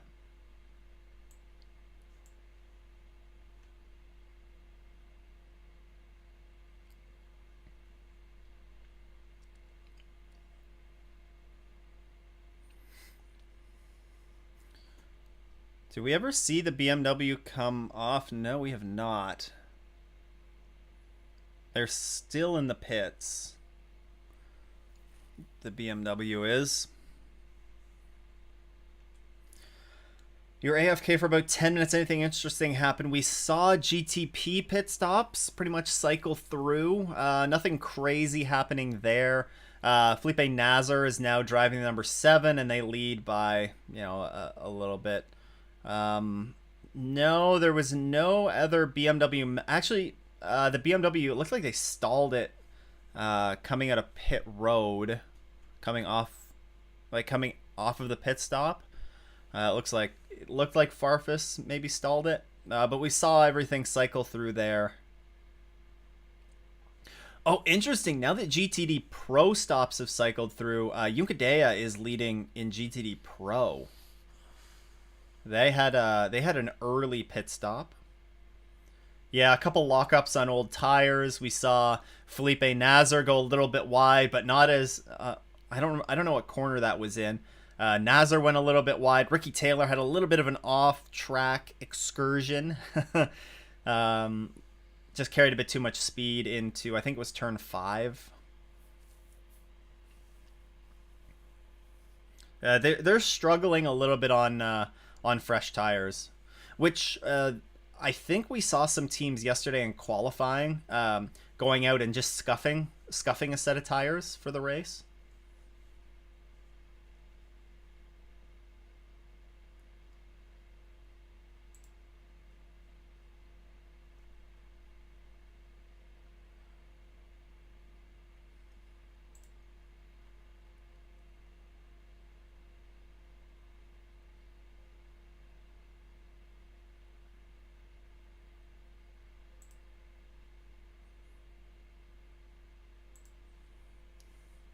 Um,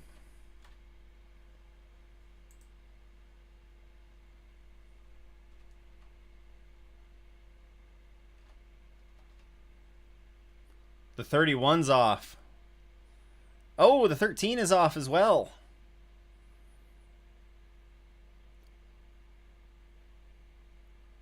So the 31 went off. I wonder if we're gonna see we're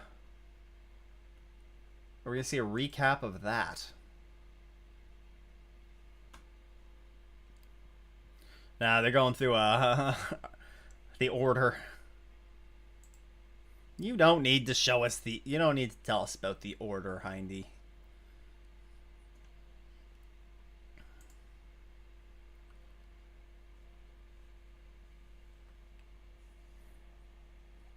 Ringer's reeling in Nasr a little bit, although I wonder if that was Nasr. Actually, it's pretty close between the 0-1 and the 60. Blomqvist is putting in some good times here. See last lap time. Yeah, Blomqvist was a second faster than Van de Zandt last lap, and he's like right on Van de Zandt's tail.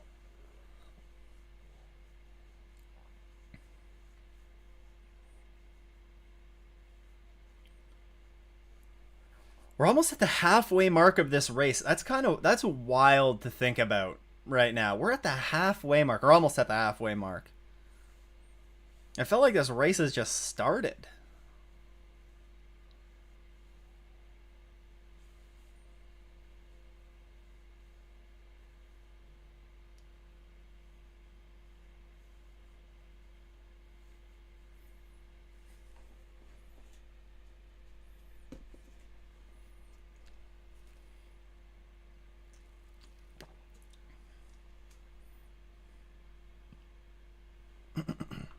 Oh, this is the 31. We're going to see the 31. What happened to it? Oh, it just carried too much speed into Canada corner and spun. Oh, man. Okay, it's not going to cost them too much, but...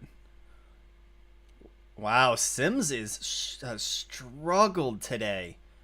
In case if you missed it, Sims wrecked that... I mean, it wasn't a complete wreck, clearly, but he crashed the car in morning warm-up this morning. They do a 20-minute I think it was a 20-minute warm-up session in the morning, and he crashed the car during that. The team did a great job of getting that car ready to go back out, but wow. That's championship points leader right now as well. Although lucky for them, second place isn't exactly doing so hot. They're potentially out of the race.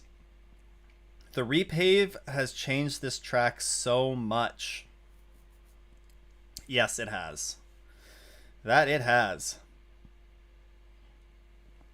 It's just so slick, it looks like.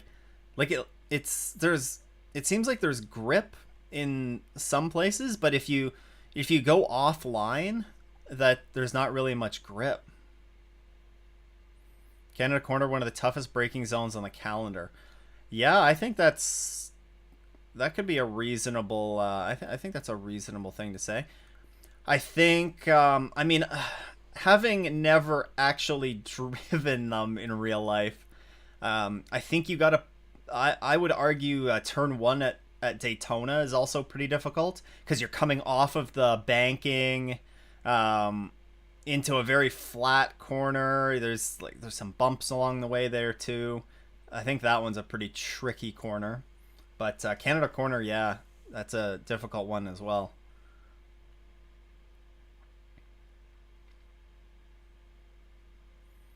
Yeah, Sims has struggled today.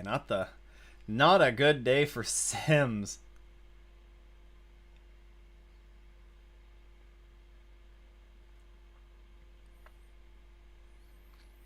Anything that's surprising you so far in this race? I mean, I'll be honest, I'm a little bit surprised that we see I suppose I mentioned in the race preview that I think Mercedes was going to be pretty strong here. I am still a little bit surprised that that Mercedes is running at the front of GTD Pro. I know that's a really strong driver combo, really strong team, but that wasn't one that I had on my bingo card. I was expecting the Corvette to do really well. They're running in second right now, but that GTD Pro battle looks really good so far.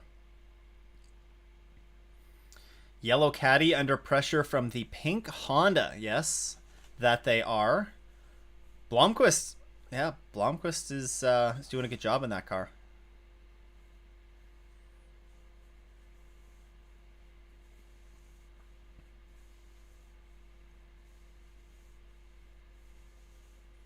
What else do we got? No surprise to see the number one in front of GTD.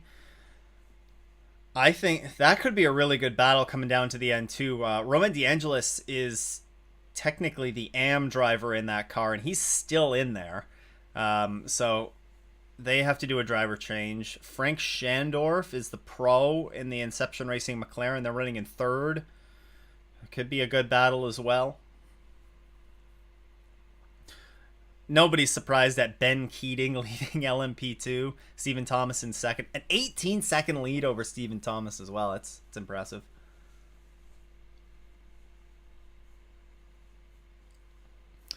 Oh, we Dwight Merriman. So Era has come in. They've completed their driver change.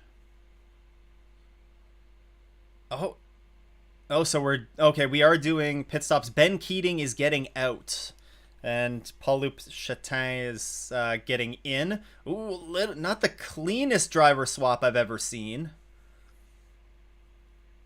I don't think that's going to cost them too much. They had an 18-second lead, so you know, take it. Just be steady. Be steady with this. Yeah, it didn't cost them any because they're still fueling that car. Ben Keating's helmet is beautiful. I agree. Like, that has to be one of the best liveries on the grid. Has to be. Has to be. It's a beautiful car. The Wins colors. They actually have merch as well. I saw some photos of that from the shop that they have at the truck. I can't remember what it's called, but they also posted on, I think it was their Instagram. They posted about some images of their merch. It's like the crew shirts and stuff. I'm very tempted, but I don't know. We'll see. We'll see.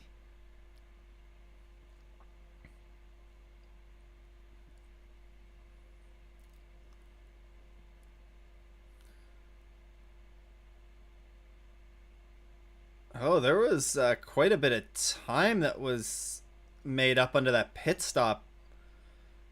I guess. Oh, John Falb has entered the pits now. Okay, so that means LMP2 pit stops are just about completely cycled through.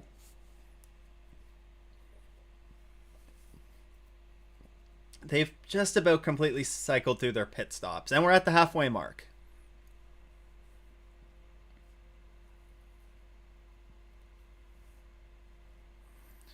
And we have the pros in the LMP3 cars. For the most part, I think they've all made their driver changes. Bell, Boyd, Grist. Tony's Kazimets. I did not know that he was racing this weekend.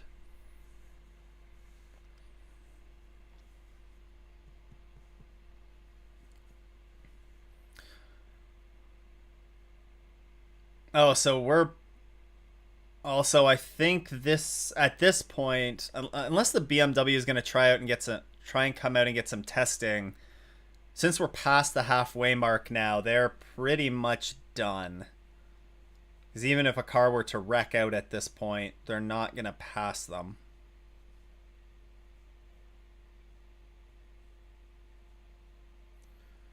Not going to get that pass done.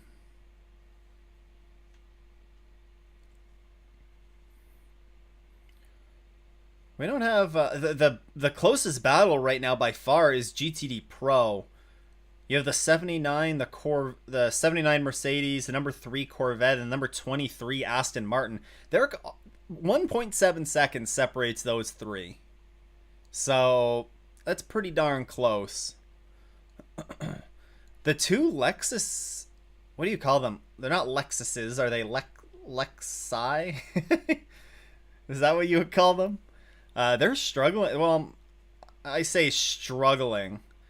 It's they're not having a super strong race. You have Ben Barnicoat's running 5th in GTD Pro, and Aaron Telitz is running 6th in GTD-AM. They're actually right close together on track, it looks like.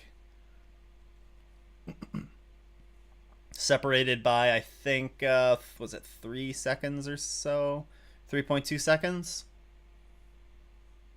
Impact, turn 14.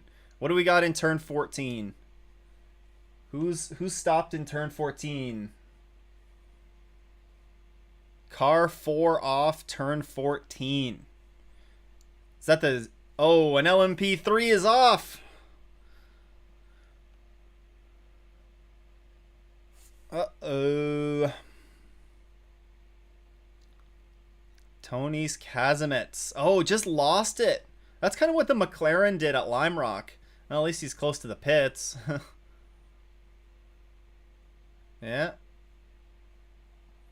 Going green in Nashville. I was like, where did that LMP3 go?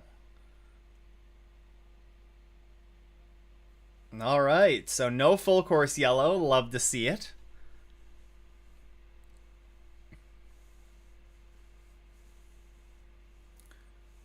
Number 4, man. Okay, they're gonna see the replay. No, we don't actually get to see it.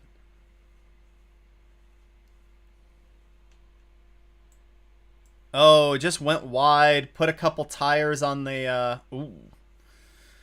Put a couple tires on the grass there, and then damage on the right hand side of that car, or maybe not too bad. Just change the tires and send them back out. It was into the tires as well, so it wasn't... Maybe it wasn't that hard of an impact. Kazimets is back out on track, so maybe not too much damage. I think that's going to go one of two ways. Where he's either going to be fine, or there's going to be something that breaks. We're going to have like a full course yellow because he'll be stranded somewhere. Would not enjoy that if that's how that goes.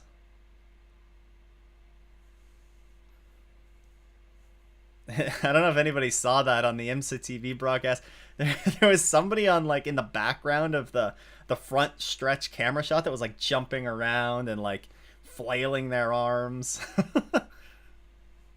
Look, Mom, I'm on TV.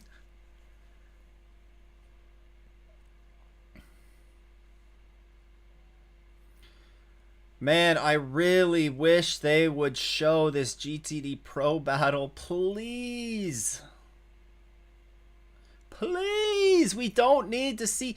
I get it, Felipe Nasr's 14 seconds ahead of Renger van der Zande. At least, if you're going to show a battle, show the 0-1 and the 60 battle. Please. Or show the GTD Pro battle. Like, come on. I don't want to just watch the 7 run laps.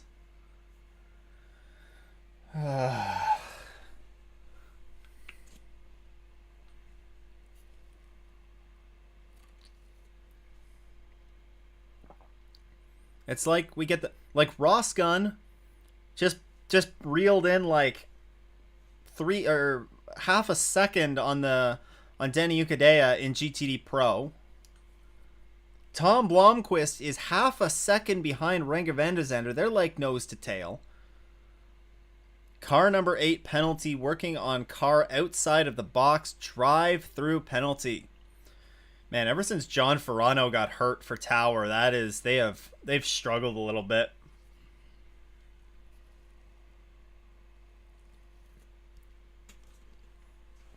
Hopefully we see John back soon.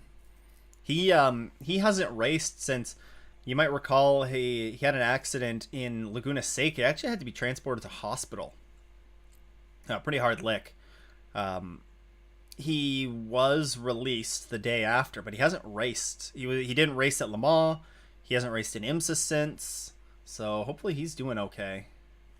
Really hope that that's not the last that we see of him in Imsa.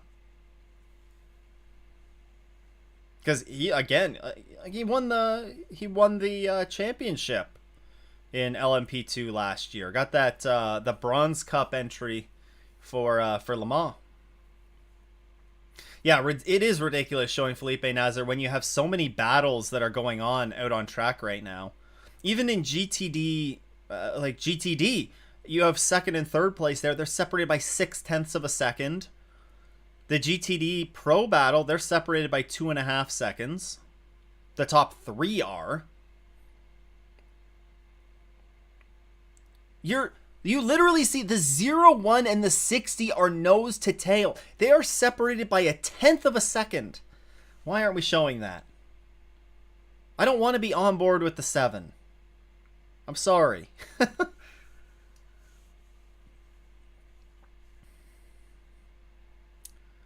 And now we're showing the Sean Creech Motorsports leader in LMP3.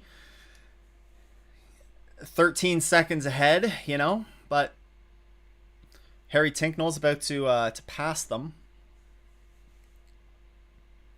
I don't know, I'm a little annoyed. A little annoyed.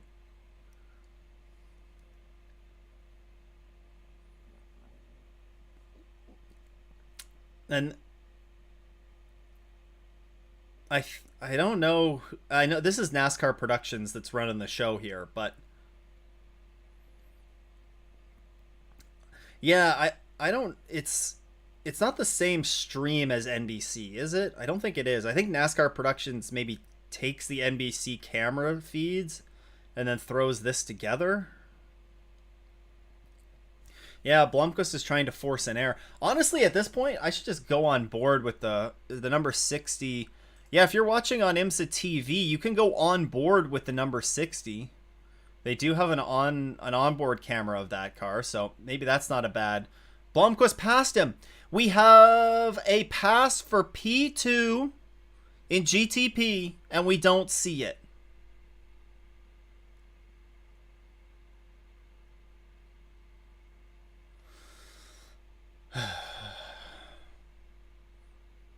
I don't know.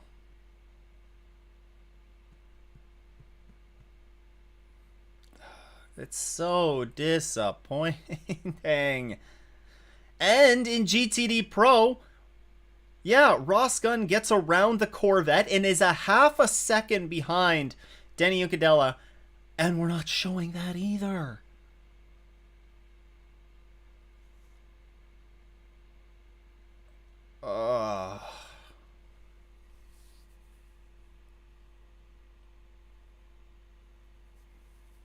And the leader is in. I think they can they make it to the end from here? Has this been I don't know if this has been an hour since their last pit stop though.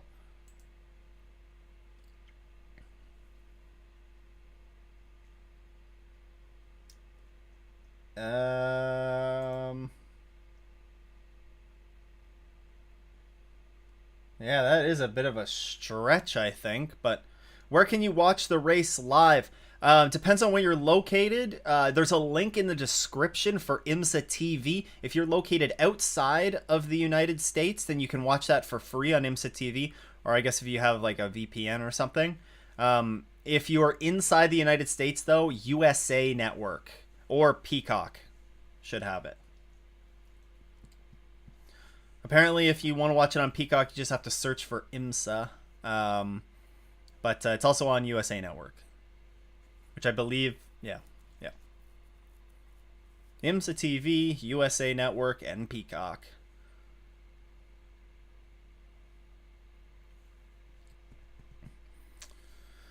All right, some more GTD. So, bunch of GTD cars making potentially their final stop of the race. If I don't know if they're banking on them being I don't they're not going to be banking on a full course yellow. No worries. No worries. We definitely have some good racing going on in some of these classes, but unfortunately we're just not seeing it. We're back to watching Felipe Nasr be 10 seconds ahead of Tom Blomqvist.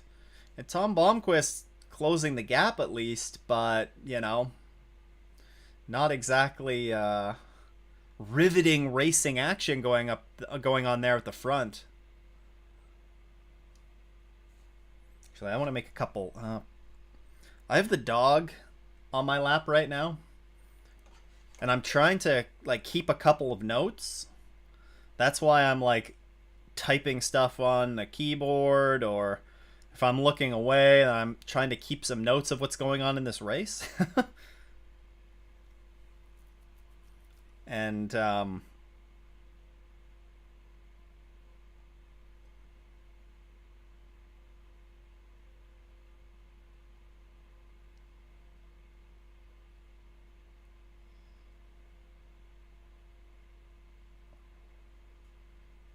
of course I have to sign in on my phone. Well, that's not gonna work.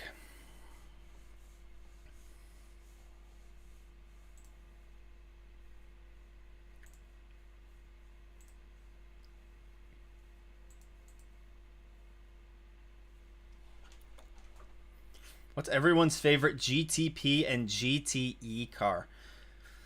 For me, if I had to pick a GTP car the one that I think looks the best, I do really like the way the BMW looks. It's controversial with the huge like the kidney, grill that they have on that. I know that's controversial, but I do like the GTD. Okay, GTD.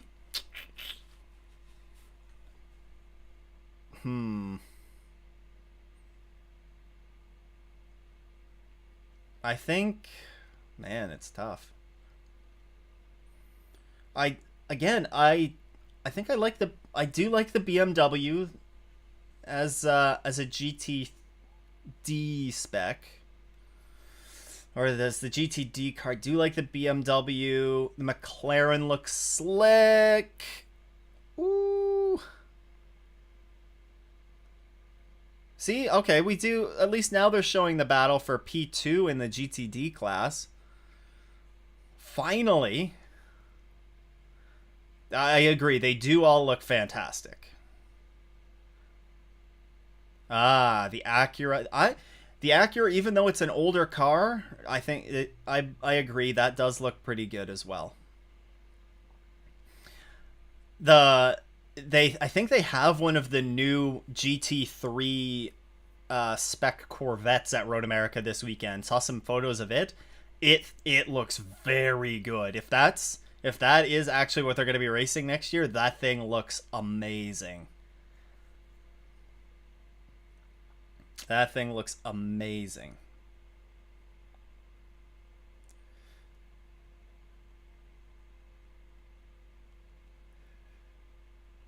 Okay, can I actually log in here?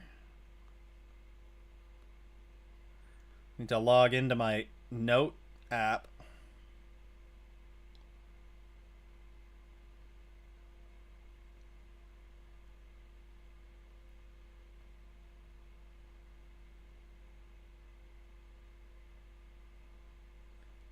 messed up the password.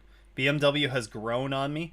Yeah, I think it's one that you either love it or you hate it. Both the GTP and the GTD because of the grill on it. I do like the look of that BMW. Uh-oh. Imsa TV has froze on me. Hopefully I'm not lagging. Let's see, what does YouTube have to say? Stream health, excellent. Stream is healthy. That's good. That's what I like to hear. So it's just Imsa TV. Hopefully, I don't know, anybody else's Imsa TV freeze on like a big overhead shot of the track? Maybe I'll refresh. Car 11 has a flat tire. That's in LMP2. Mikkel Jensen has come in and boxed. And we're seeing Robbie Foley also come into the pits.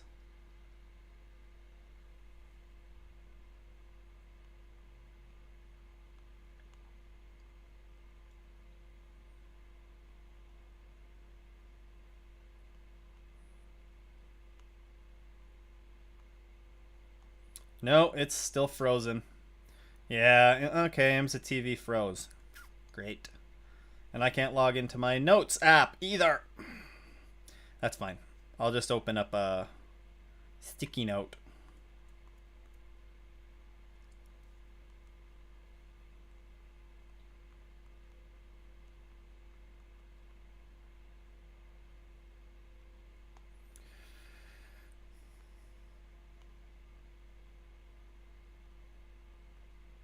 All right. Yeah, Imsa TV froze on the overhead view. That's unfortunate. Are any of the other shots?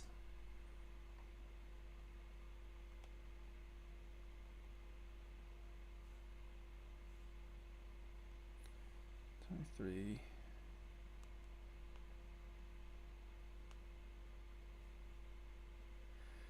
In GTD, the battle was the 27 and the 70.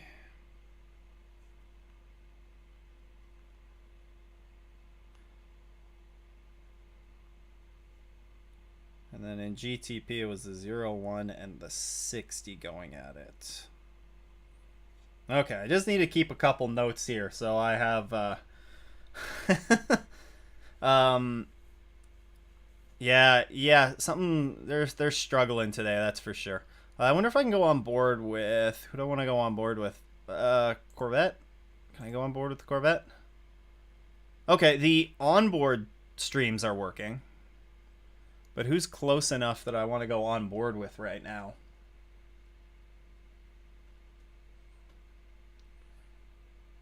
Well, there's a good battle in LMP2 right now between the 04 and the 52. They're separated by half a second.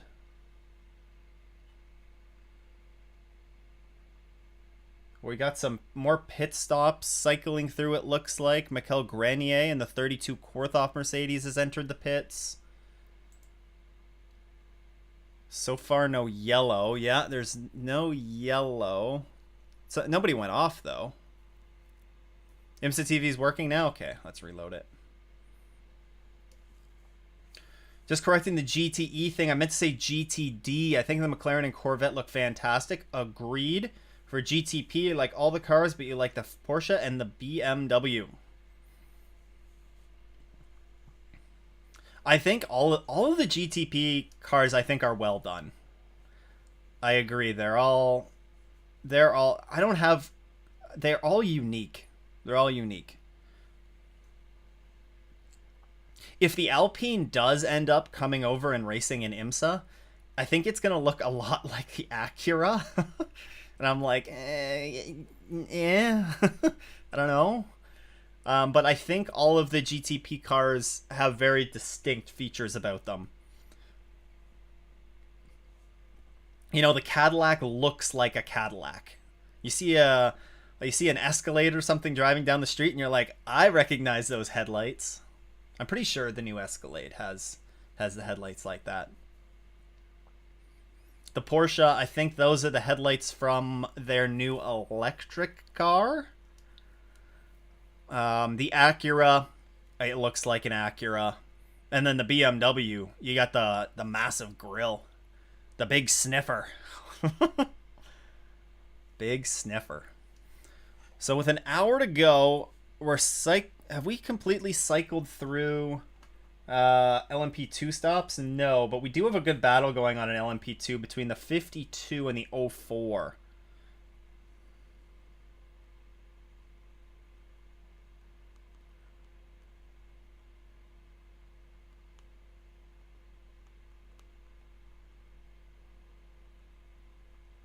Things kind of spread out there for a little while, but there's a lot of them that are a lot of the battles are tightening up.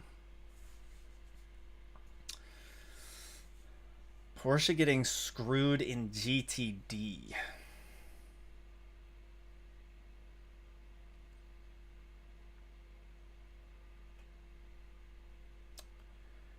Yeah, I guess none of the Porsches are really doing that well this weekend, are they?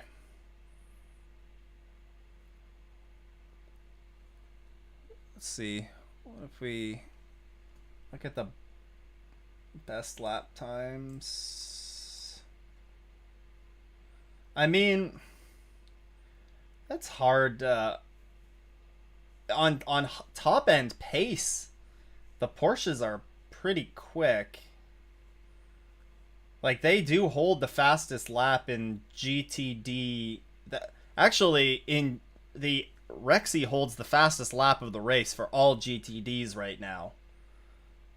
I don't know if maybe that car is not responding very well to Road America. I mean, we know that the Porsches are a little bit down on straight line speed, but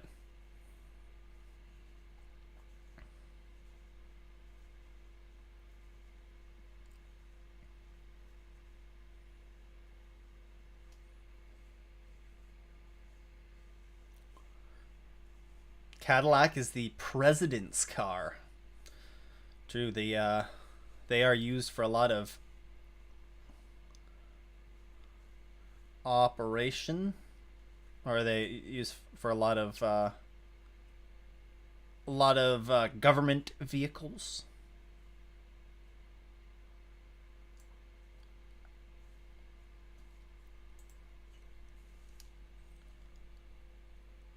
Car 29 off course at turn 10 and continued. That is the LMP3 of Colin Noble that was running second in class.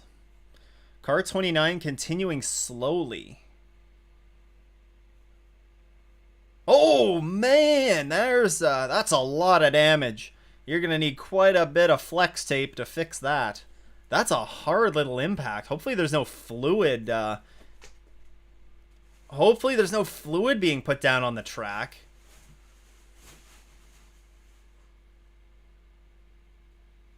I mean, if he can get this back, that car is toast, I think. Oh, oh man, that is a lot of damage. IndyCar at Nashville, as wild as can be. I will probably be tuning into that when this race is done, if there's any of it left. Oh, that's a lick. That's a hard hit.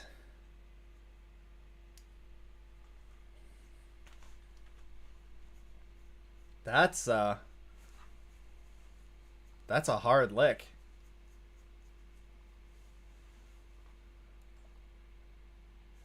Oh, and then Rexy's behind it on pit road. Poor Rexy.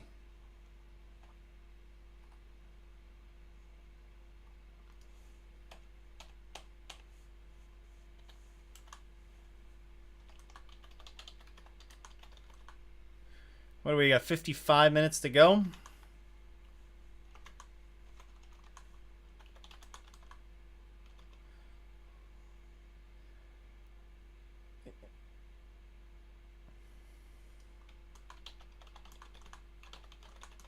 Oh, we got another LMP3 off.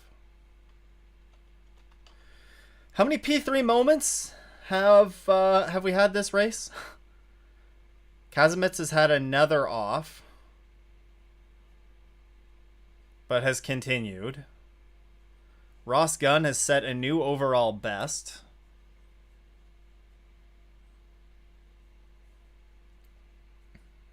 Man, oh man. This is...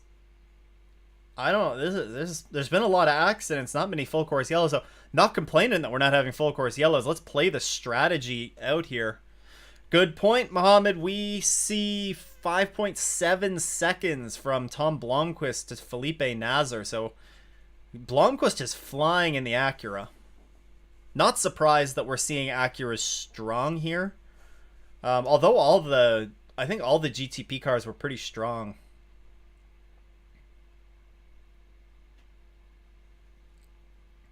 And if you're Felipe Nasr, is the 7 car the one that's close in the championship? Or is it the 6? It's the 6. So the 7 really needs a good result here. So you're seeing kind of a battle up front. All the top 3 in GTP right now are they all need good results to get back in the championship. If it stays like this, it could really tighten up things overall in the GTP class standings for points. Because you've seen a couple of the championship leaders really struggle today. You have the 31 that's running in 6th. The 25, which was 2nd in points, they're going to finish in last.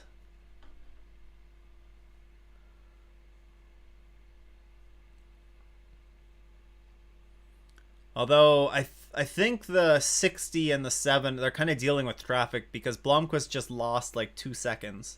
So there is still a pit stop to be made there, though. And they're going to be making those pit stops probably in about 15 minutes or less.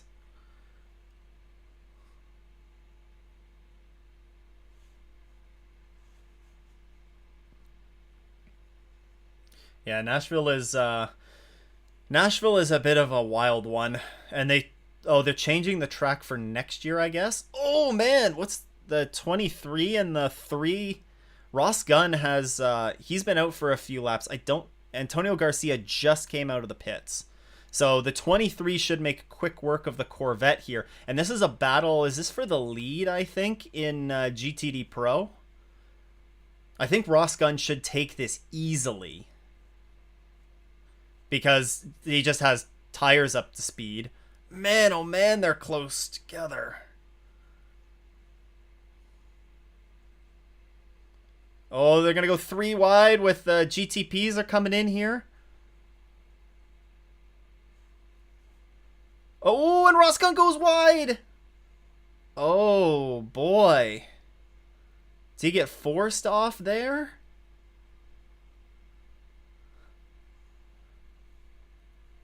It's hard to say because traffic was a big piece of that. I don't think Ross Gunn is going to be too pleased with that, though.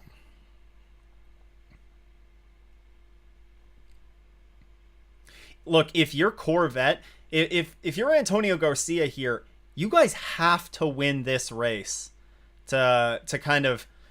Lexus is having a bad day. Lexus is having an off day right now. They're running 4th in class.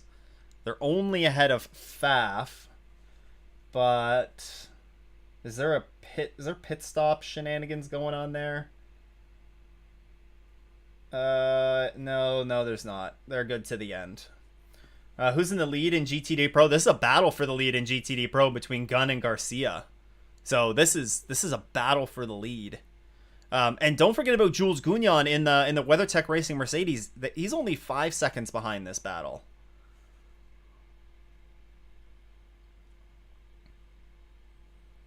We're seeing a bunch of GTP pit stops. Timon Vanderhelm in the 5, the 31, and the 24 have all entered the pits. They were running... Man, I think the JDC Miller car was in 4th. Yeah, I'd have to see I want to see a replay of. I don't think we're gonna see a replay of the 3 and the 23. Don't think we're gonna see a replay of it.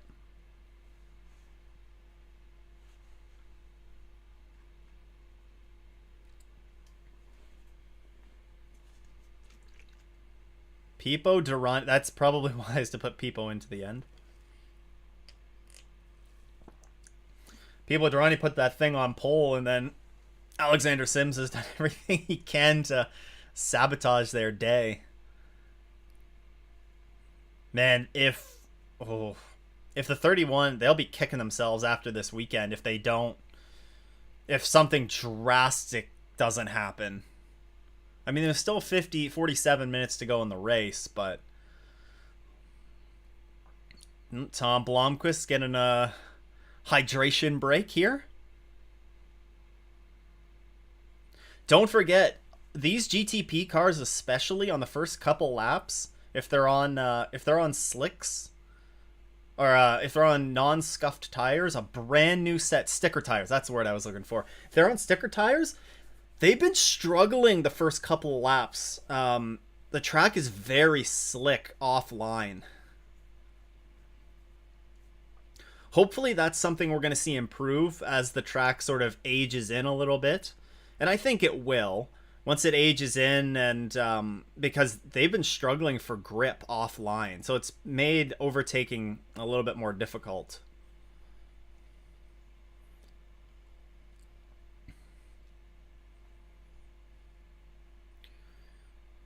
The number 33, they're leading in LMP3 and they're in the pits.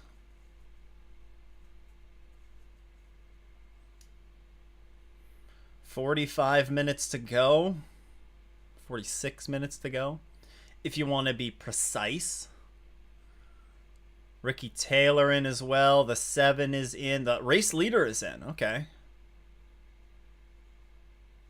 I wonder if we might see the 60 of Blomqvist, you know, with they'll be getting the tires up to pace a little bit before the number 7. Well, I wonder if they'll be able to make up a little bit of time with an undercut here.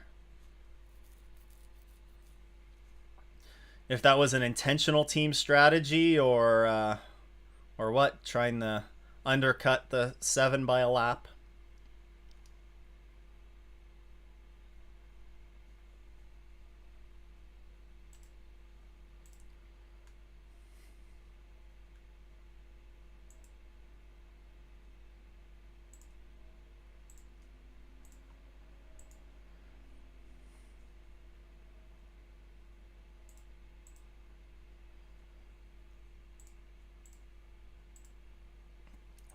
Okay, they're back out. Leaders are back out. 24 slow on the front straight. That's a... Oh, man. BMW in shambles today. That car has no power. He's restarted it, or is trying to restart it. I wonder if he's running just on the electric. Oh, man. Oh, this is going to be a full course yellow, isn't it? It looks like he's looking for a place to stop that car. Yeah.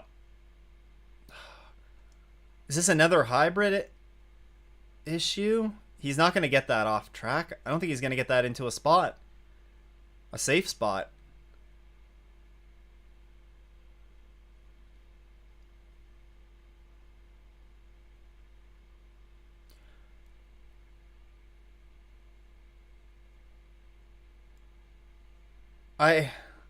They're giving him a hard time on the broadcast, but like if he doesn't have power, what is he supposed to do? He tried to pull off to get it restarted. Like, why don't... Okay, and he got it back going. Phew. Yeah, like they were a little bit quick on the gun there in the Hindy and Jeremy were a little bit quick on the criticism there. Like, what is he supposed to do? Do you park it on the pit road exit lane? Like, Someone off after 3. He's gonna be nursing it around. It seems like that. Like that car has problems, but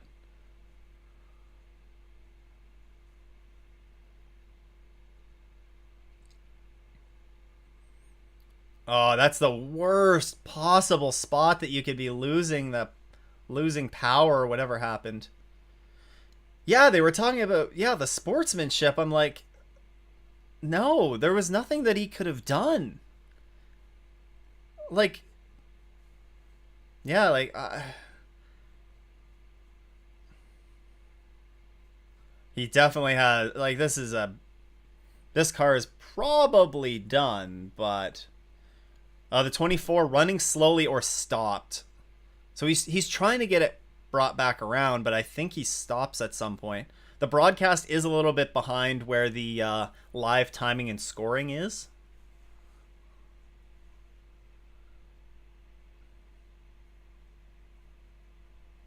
I wonder if it's a gearbox problem. Oh, he running slowly stopped, resumed. So maybe that was from earlier. Like the scoring system is just catching up from that. Yeah, down on power or yeah, you don't know. Like, is it gearbox or is it power? Because you could hear the engine in the onboard. They had, what was it, a hybrid engine? Oh, and what do you know? We had a pass for the GTD Pro lead. Oh, Ross Gunn doing him a little dirty. Oh, Ross Gunn is. I think Ross Gunn is fixing to move Garcia out of the way.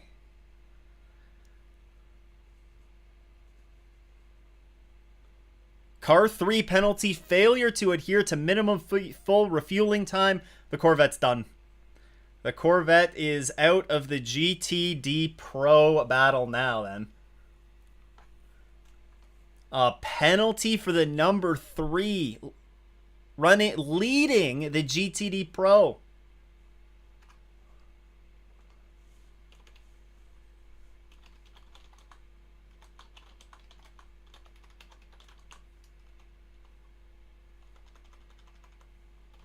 Wow.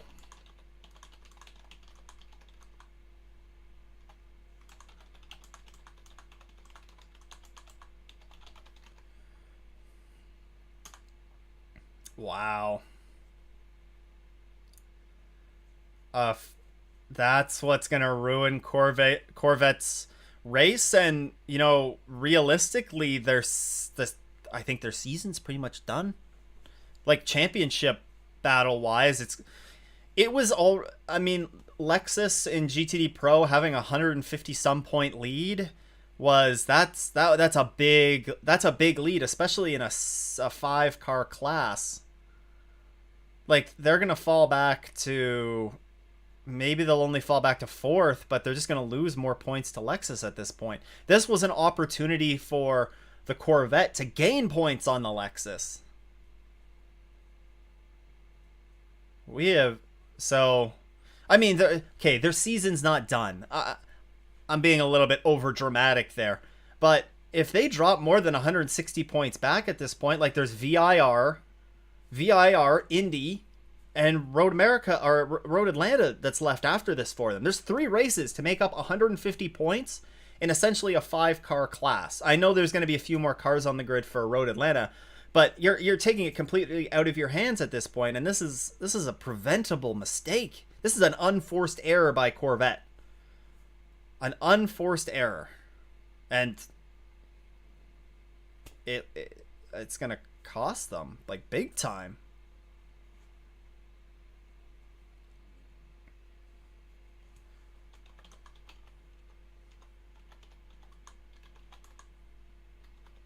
Oh, LMP3 off the 85. They backed it into the wall. Looks like they have rear damage, but they continue. That looks like it's turn 2.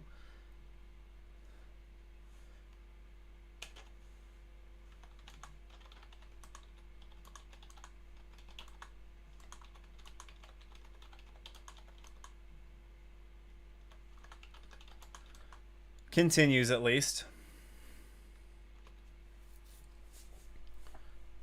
Okay, so I guess the BMW made it back to the pits. That's just an unforced error by the LMP3. Just too much speed into turn. What is that? I don't know if that's turn 3. Oh yeah, because there's like a little kink that's turn 2.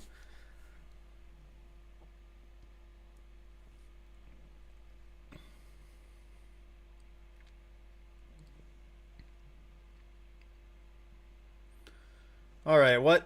So, look, uh, yeah, Garcia's gonna have to come in. That means the battle's basically done in GTD Pro. Has the number 93 boxed yet in GTD? Because they kind of came out of nowhere. Oh, 30 minutes to go. Ooh, that's gonna be tight for the Racer's Edge number 93 of Farnbacher. I mean, regardless, this is a really strong run from them, though. This is a strong effort. And, you know, you look at the number 27 Heart of Racing Aston Martin currently running in 7th place, and the Paul Miller Racing BMW leading. Oh man, if Paul Miller wins this again, there's 3 races to go before the end of the season. And that is a huge. I don't know if the Heart of Racing can come back from that. They've been very strong as of late, but man, Paul Miller Racing has been on another level in GTD this year. Oh, we are gonna have the race leader in.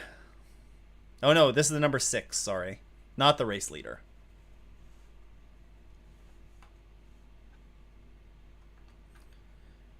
No tires. Oh, a rear wing change for the number 6? Interesting. Where did they get that damage from? Wow, that's impressive how fast you can change a rear wing on that. Or like the whole rear end component. Wow, that is a serious amount of damage. Where did they get that from? Oh, there it is. I think that was it.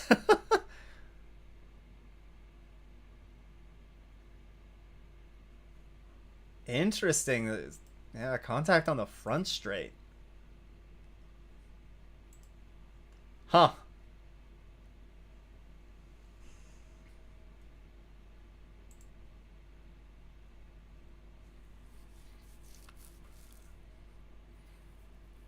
Oh, LMP3 battle for the lead.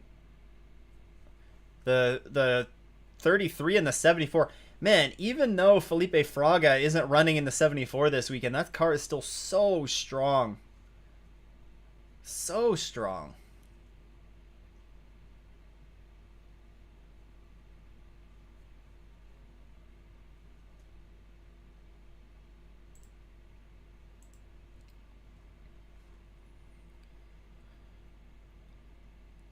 Has the Corvette served their penalty yet? They haven't. Don't they have a... They don't have that long before they have to serve that penalty. I thought they had to serve it within 3 laps. Unless if you can just... Oh yeah, the BMW is still there. What a rough day for BMW today.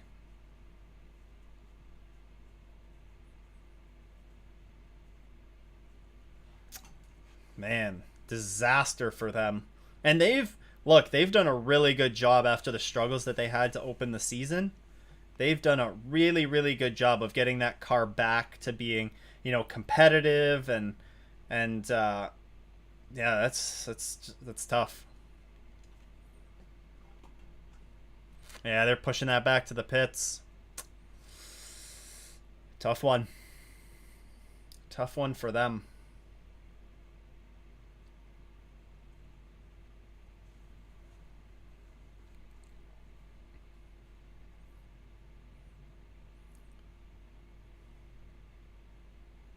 Nothing but commercials. I assume that's on Peacock. Who was it that lost? Oh my goodness, look at this traffic jam. Oh, that was the 74 that went off. That was, they were just talking about Burden being in the battle for the LMP3 lead.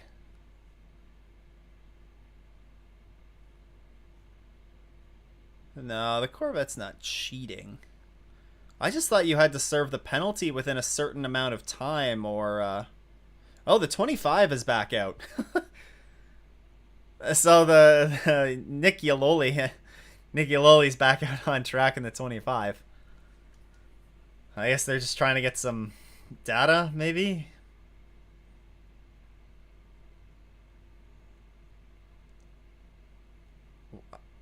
I don't know how the Corvette hasn't come in yet. Hello from Road America. Looks like a beautiful day for racing there, Hawks. Looks like a beautiful day for racing. Being treated to a pretty good race as well. Gonna enjoy the race while making instant noodles now? Yeah, I'm getting kind of hungry. I had some breakfast before the race, but didn't have that much, so I'm looking forward to some lunch when this one's wrapped up.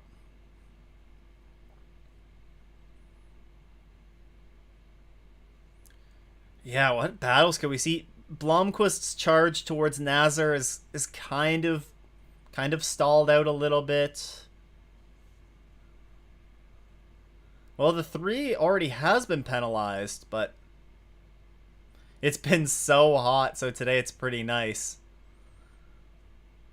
Sitting in the carousel currently. That's a good spot to watch from. That's a good spot to watch from. There's been no, was there an LMP3 that went off there? I can't remember. There's been a lot of LMP3s that have gone off today. Hopefully we'll get I mean, it looks like the battle in LMP3 might be falling off a little bit. Burden may be pushing a little bit too hard. There's a good battle for P2 in GTD. Between Farnbacher and Schandorf, the McLaren and the Acura. Man, Madison Snow and Paul Miller Racing, they've been so strong. Yeah, I have not driven Road America at all.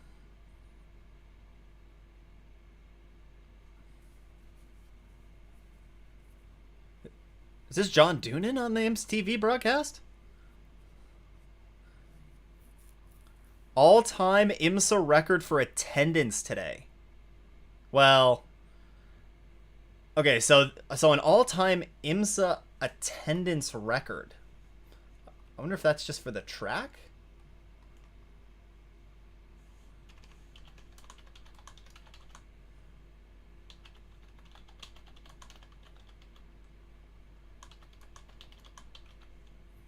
Well, and that also would not include the Rolex 24. Because Daytona doesn't release attendance numbers.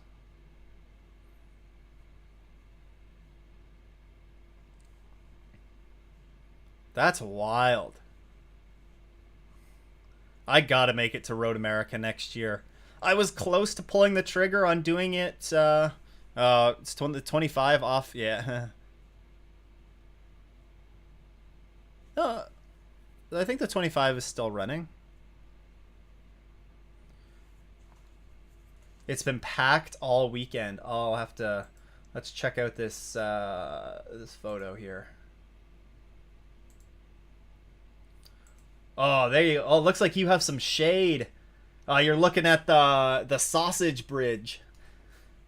That's new back there, right? On the outside of the carousel, there's is that... I heard that they added a new path there, or maybe it's the path that's like right in front of your fence. We used to park the RV after the bridge, before the carousel on the outside, nice and shady in the woods. Yeah, it looks like that's where Hawks is right now.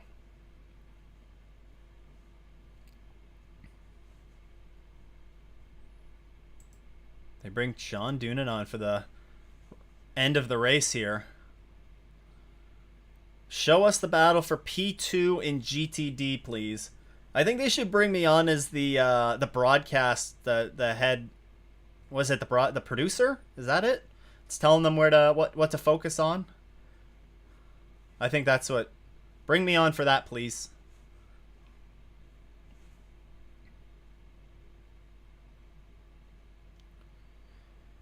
Oh, okay, they're allowing people to sit on the outside there. Nice. Just beyond pit exit on the outside. I feel like there's a ton of good spots around there. I've got to make it to this track next year. Now that we have the schedule released, I got to figure out what I want to circle.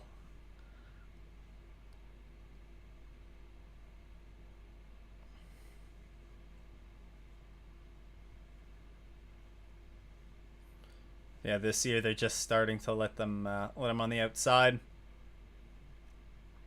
Show us the battle for P2 and GTD, please. Oh, actually, there's the LMP3 battle is closed right back up. The 74 is flying. Even though they've been going off track, that's a nose-to-tail battle right now in that class. No, but Hawks, that corner looks great. Like that looks like a great spot to see them come into that corner too. That's a tricky little corner, the carousel, and that's a good spot to watch.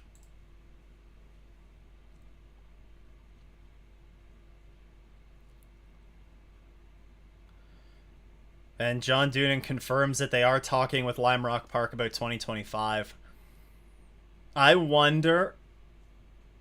Oh yeah, there's the 25 is out again. Just wow, it just struggles for BMW today.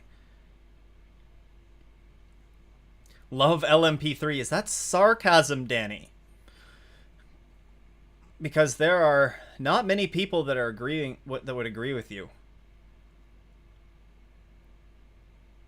Wow, I am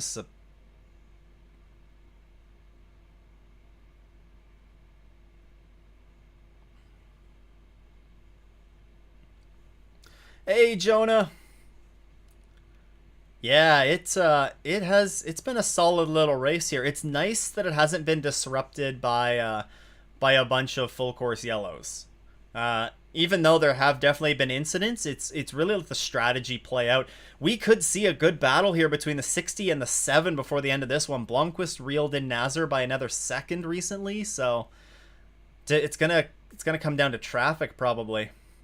You're hoping for the 7 to win. This is gonna throw a wrench into the championship standings, that's for sure. BMW stopped after the carousel. Yeah, just on the motorcycle sort of chicane before the kink, between the carousel and the kink.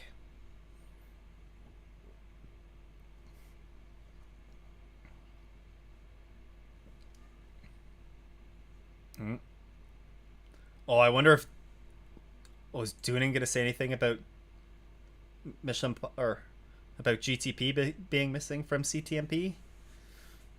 I want to hear this.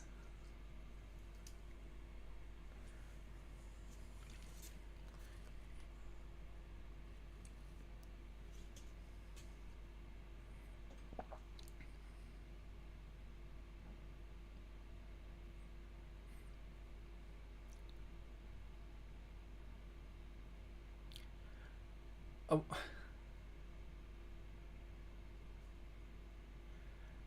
Oh,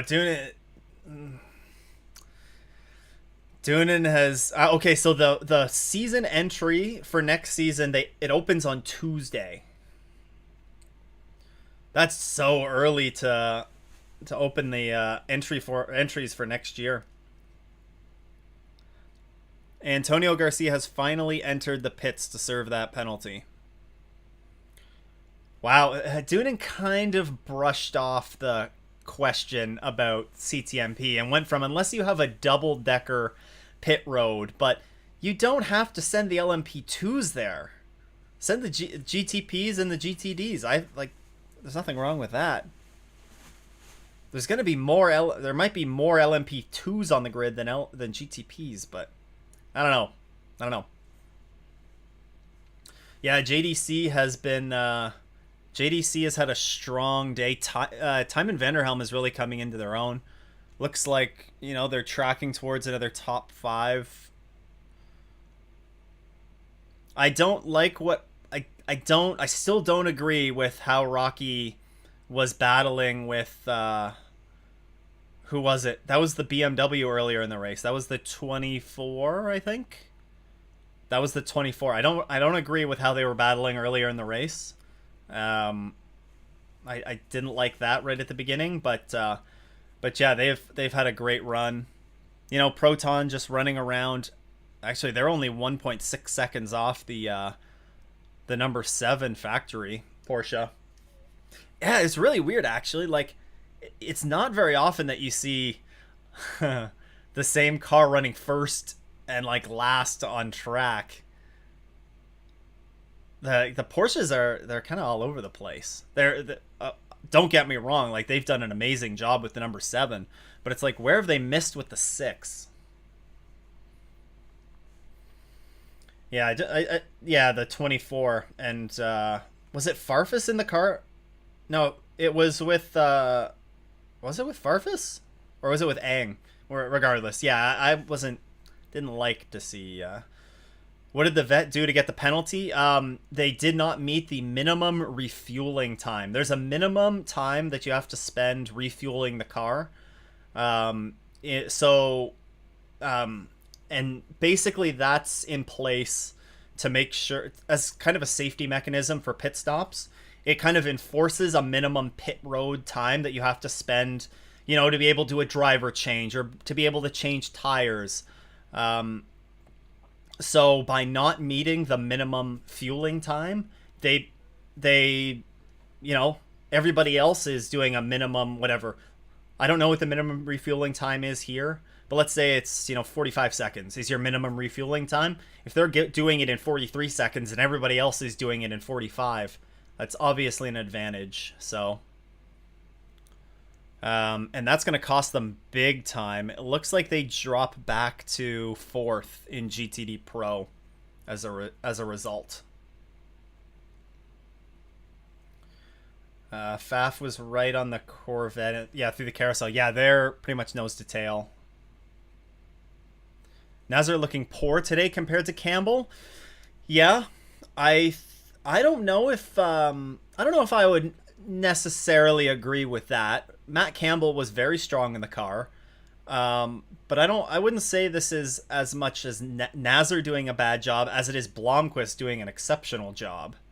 We saw Blomqvist has been pulling away from everybody else, and I think they've been doing a really. I think the 60 has looked very strong today. Maybe they're starting to get their mojo back. Maybe they're starting to get their mojo back a bit.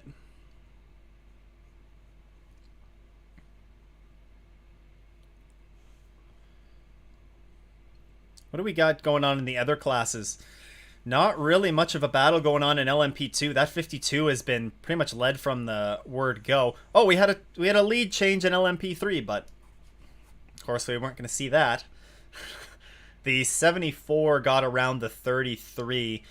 If the 74 hangs on to win there, the next closest cars were the 13 and the 17. 13's running in P3, but oh, we're gonna see MX5 Cup in the coming weeks.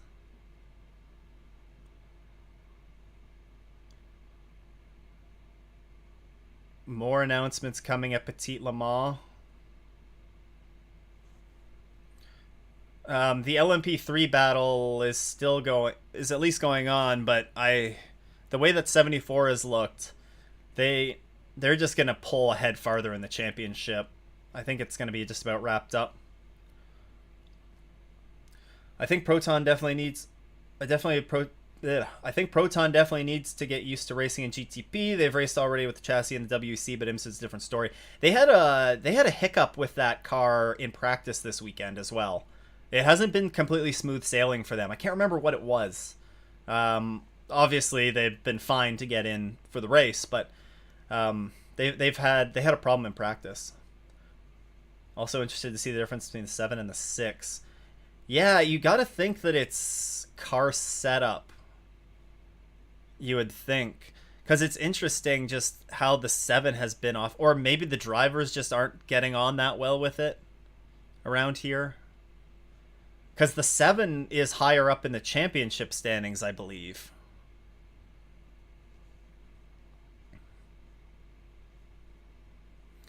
A full course yellow would change everything, but with 18 minutes to go, I don't know. I'm content with seeing the race finish off at this. Oh, we got a battle in GTD Pro for second between Gugnon and Barnacote. That's a good battle that's going on.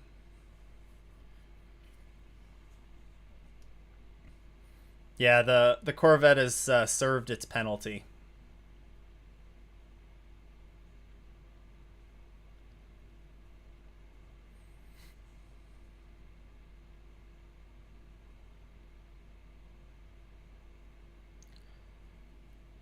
Who else do we got? What other battles do we have? Blomqvist, 5.2 seconds.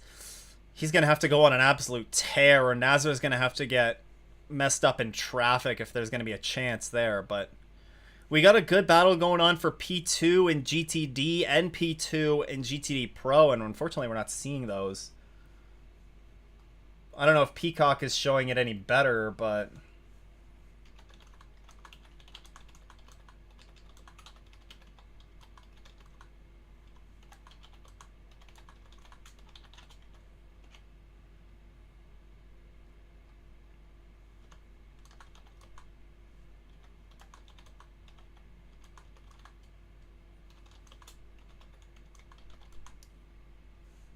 Ooh.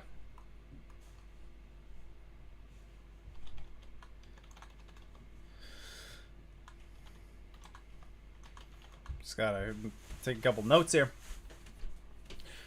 Yeah, I mean... Oh, 4 seconds. Blomqvist is...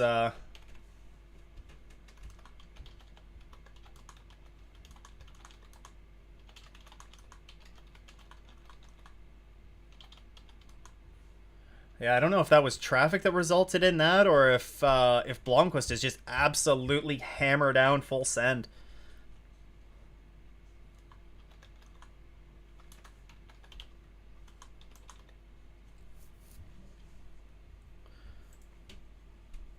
This is gonna it could be an interesting end to this. Oh yeah, the 7 is getting caught up in this GTD traffic, and the 60 goes a little bit off. And the 60 is going to be able to get past all of these guys on the front straightaway, probably. Oh, the 60 is closing in.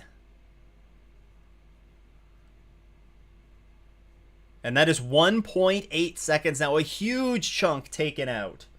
So this GTP class is not, this race is not done yet.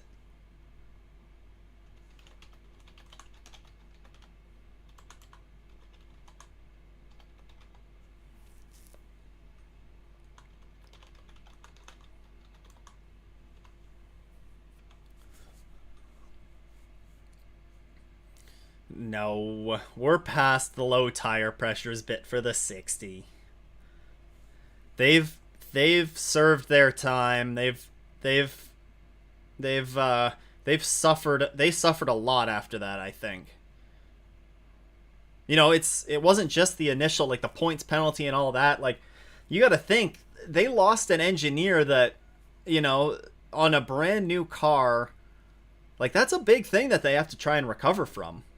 Also interesting that the engineer that I think has become the head engineer is looking for a... I thought I read somewhere that they're looking for a position not at MSR anymore. So there are rumors that the 60 maybe won't return next season with Wayne Taylor Racing and Andretti adding that second entry, but I don't know. We'll find out. Don't want to speculate too much on that. I don't want to see the 60 leave. I mean, I think the 60's been a staple on the IMSA grid for a while. So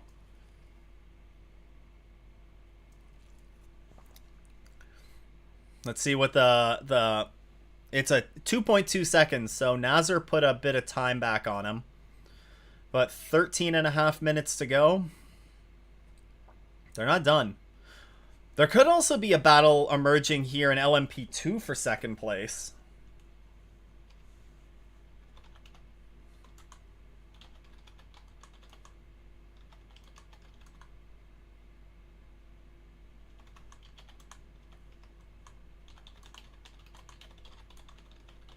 And the number 7, the Porsche only took 2 tires on the last stop, I think.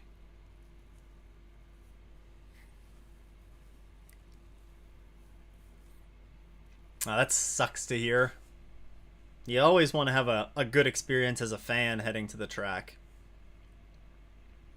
You don't want to have a poor experience.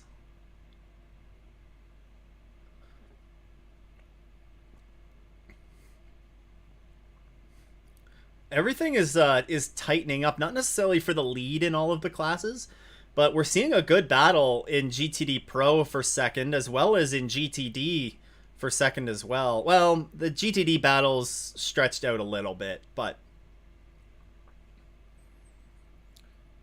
Tymon Vanderhelm set a new personal best. The last 2 laps, he's put down his fastest laps of the race. So that 5 is strong. Or the 5 is doing a good job. Honestly, Tymon Vanderhelm is impressing as of late, I think. Really good job at CTMP. Following that up with a really good run here as well. He looked a little bit out of sorts at Laguna in the first race of the season, but that for them, the first race of the season for them, but he's really come on strong, I think, as the season's gone on.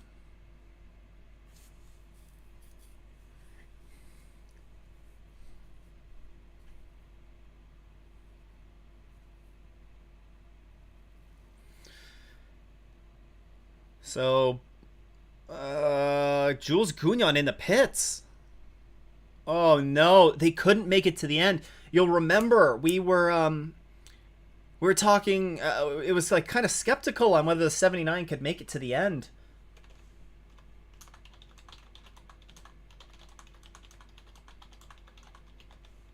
Now that brings the question: like, how long? When was the last time that Aston Martin pit? GTD Pro Ross Gunn last box 51 minutes ago. This is still a stretch. This is still a stretch for them. Oh, I missed some here. Best racetrack food, brats in the paddock, corn between 5 and 14. You're talking about Road America, right, Mark? IQ, new to Imsa. If I were to buy tickets for, say, Daytona next year, can you find anywhere you want to watch the race, or do you buy seats if you want to watch from the stands? You just get a... Well, there's a couple different levels of tickets that you can buy. Like, you can buy, like, a VIP ticket or something, and if you buy the VIP ticket, I don't know what the price is on that, but you get, like, you get food and drinks included with that. Those are pretty hard to come by though, from my understanding, especially for a race like the Rolex. But with your ticket at the Rolex, you can go up and sit in the stands. You can wander around the track and see different, and there's lots of good viewing points to watch from around the Rolex. But yeah, I know lots of people wander up into the stands. Some people sleep for a little bit in the stands. But yeah, with your general admission ticket, IQ, you can wander through the pits, go through the paddock, see the cars really, really nice and up close. It's a great experience. It's a great experience for a fan to go to any IMSA race. I mean, Mark mentioned that he didn't have a great experience at the Rolex, but from all my experiences going to IMSA races, I've had good experiences at all of them. Just getting to see the cars up close and in person, it's so much different than like a NASCAR race. You can pay for access, I think, but IMSA, it's included in your ticket. F1, unless if you can sell the car and sell your car and buy a ticket for the pits for that's what you basically have to do if you want to get the F1 paddock pass. But Yeah, you can get up and see the cars up close and in person. The 60 has been very strong. I don't think they're running low tire pressures though. I don't think so. 2 second gap, like they're getting close. Getting close.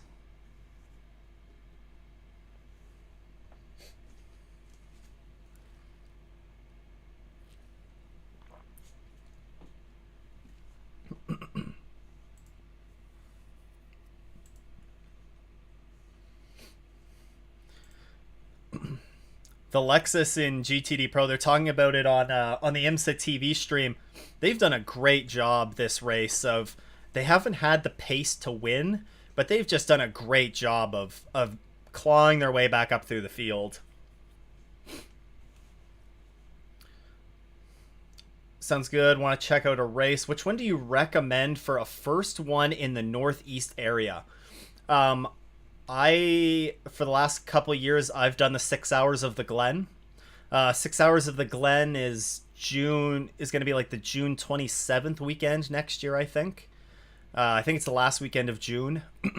I would highly recommend checking that out if you're in the Northeast, in Watkins Glen, the Finger Lakes region. They're not going to Lime Rock Park. Depending on where you are in the Northeast region, actually, I guess Watkins Glen is going to be the closest one for you. I would highly recommend checking out the Glen. I would check out the Glen. There's going to be so much racing that goes there too. Yeah, check out the Glen. And if you have any questions, if you have any questions specifically about the Glen, if you're thinking about camping or anything there, then just shoot me a message on Twitter or yeah, shoot me a message on Twitter or Instagram or something like that. I'm happy to answer. If you have any questions, let me know. Let me know. Opportunity for the 6 to hold up the 60. Oh, is that is there some pit some JDC is from the land of the frozen chosen. Yeah, they're from Minnesota. Based in Minnesota, I think. Minneapolis? No. Yeah, they're based from up there. Somewhere around there, I think. Next year the Glen. Lime Rock in 25, yeah. Yeah, Lime Rock. Yeah, I thought of Lime Rock, but yeah, with no Lime Rock on the grid next year, definitely the Glen is going to be the closest one for you. Third for the Corvette. Yeah, they battled back after that drive-through. I mean, I don't know if they've battled back so much as they've kind of had that fall into their lap with the 79 having to pit.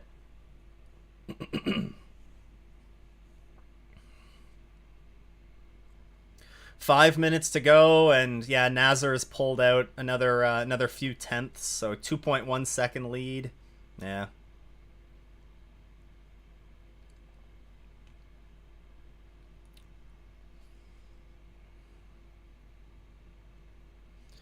Yeah.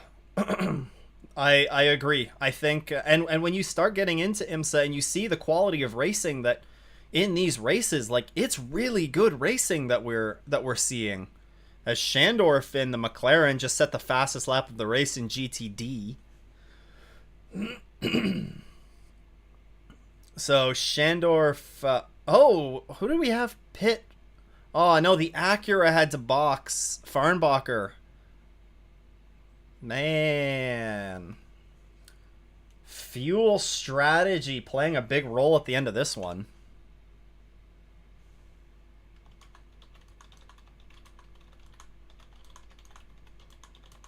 Anybody else that's come in? Yeah, no, not really. But Shandorf is on a roll, but he's 4 seconds back of 4.7 back. Madison Snow is not going to catch him. Well, and Corvette's not even going to be the full factory team next year. They're just going to be factory support for Pratt Miller. Yeah, but IQ, going back to what you were saying about yeah, it's nice that it is still very reasonable. It's still reasonable. You can what is it? I think since if you renew your pass from last year at the Glen, like it was like $90 for a weekend pass. Like that's really good. That's a very reasonable price. Even if you buy it at the gate, a weekend pass is I think $110 this year. Like that's very very reasonable.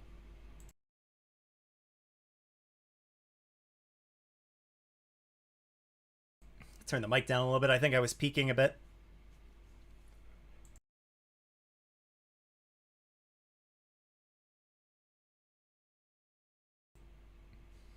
Yeah, I think as long as Nazar keeps it on the road here, I think this is probably his going to be his race. Are there any new GTD Pro cars coming in the future? There sure are. There sure are.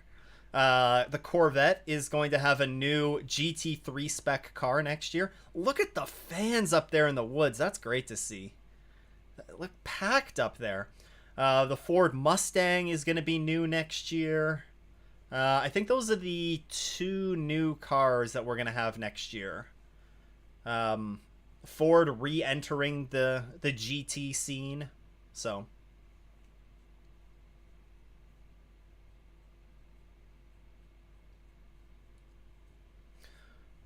Mark or not Mark. Lime Rock is like what would you say, like an hour and a half sort of northeast of New York City or northwest of New York City. I think that is it like an hour and a half. Lime Rock, Connecticut. So they might return there in 2025.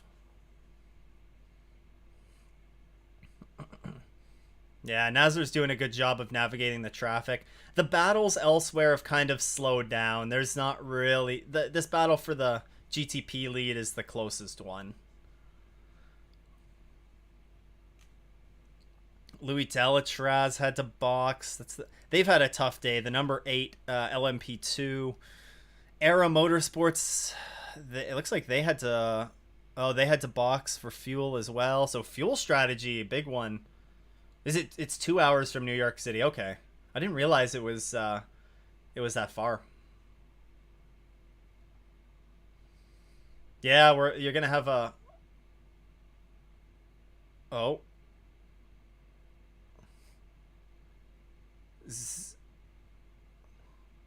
Oh.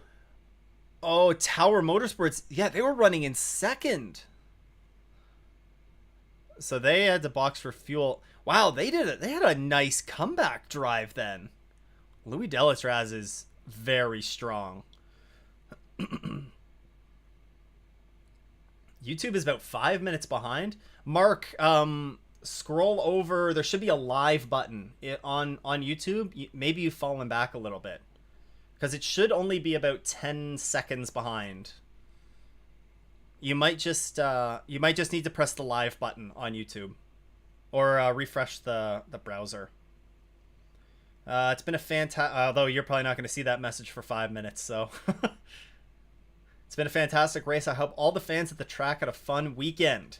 Yeah, the new Mustang is going to be great to see. Corvette versus Mustang, Chevy versus Ford.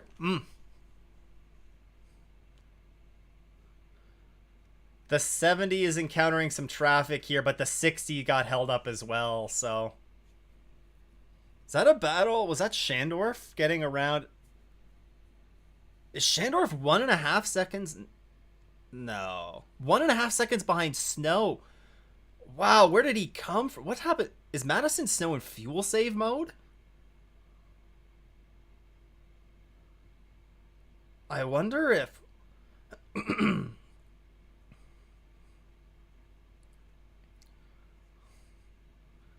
like, you can see Shandorf sees the number 1 now.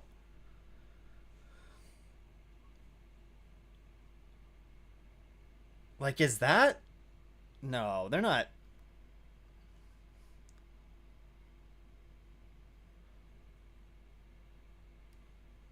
I wonder if Paul Miller Racing's in fuel save mode. Like, overall, though, 96 off course, 77 off course. The car 7 was off course. Oh, there's checkered flag. Wow, the number 7. That's a good win for them. Good win for them. That was a dominant effort by the 7 there. Paul Miller Racing held on for the GTD win.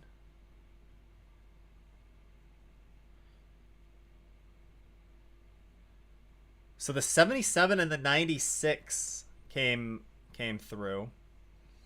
Or got together, maybe?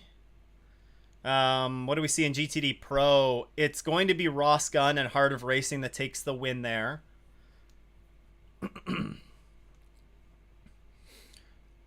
Paul Chatin wins for 52. I have a champagne bottle from them at the Glen. The 52, good for them. That's huge. The LMP2 standings were so close between, I think who was it? The 52, was it the number 8 that they were really close with in the points as well? I know the 04 they were really close with, and the 04 finished last in LMP2. I can't remember if it was the 35 or the 11. So, but the 52 is going to be in the championship points lead.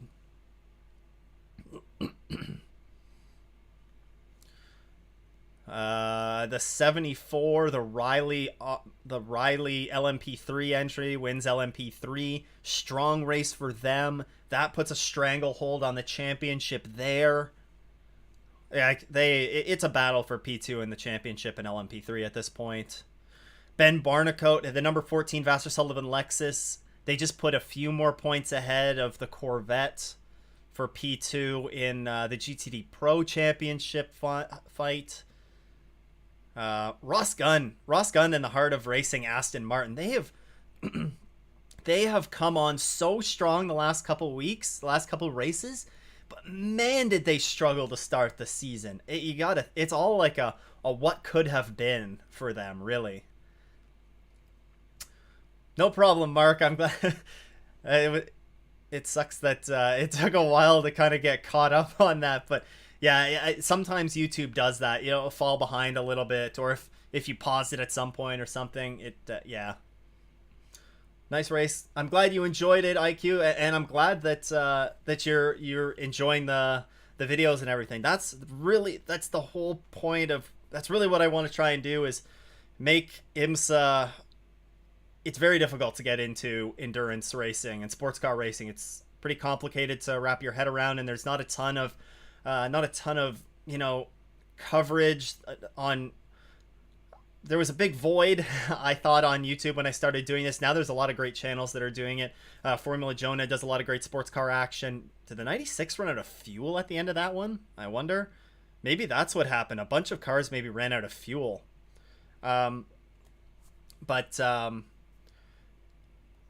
Yeah, they're talking about it in the IMSA TV broadcast. I mean, it ran out of fuel. But yeah, I thought there was this opportunity, that there's a lot of fans that, are going to be new to the sports car racing scene, and it can be very hard to understand what's going on. So I'm glad that you're learning from it and becoming a fan, hopefully with the help of some of the videos. Definitely I have a few more. Released a lot in the past week. It was a busy week for me getting everything out, but really happy with it's an exciting time with the schedule being released. If you haven't seen that video yet, guys, then go check that out. IMSA released their 2024 season schedule. I know, IQ, you were talking about when you want to go to a race, or if you're going to go to your first race.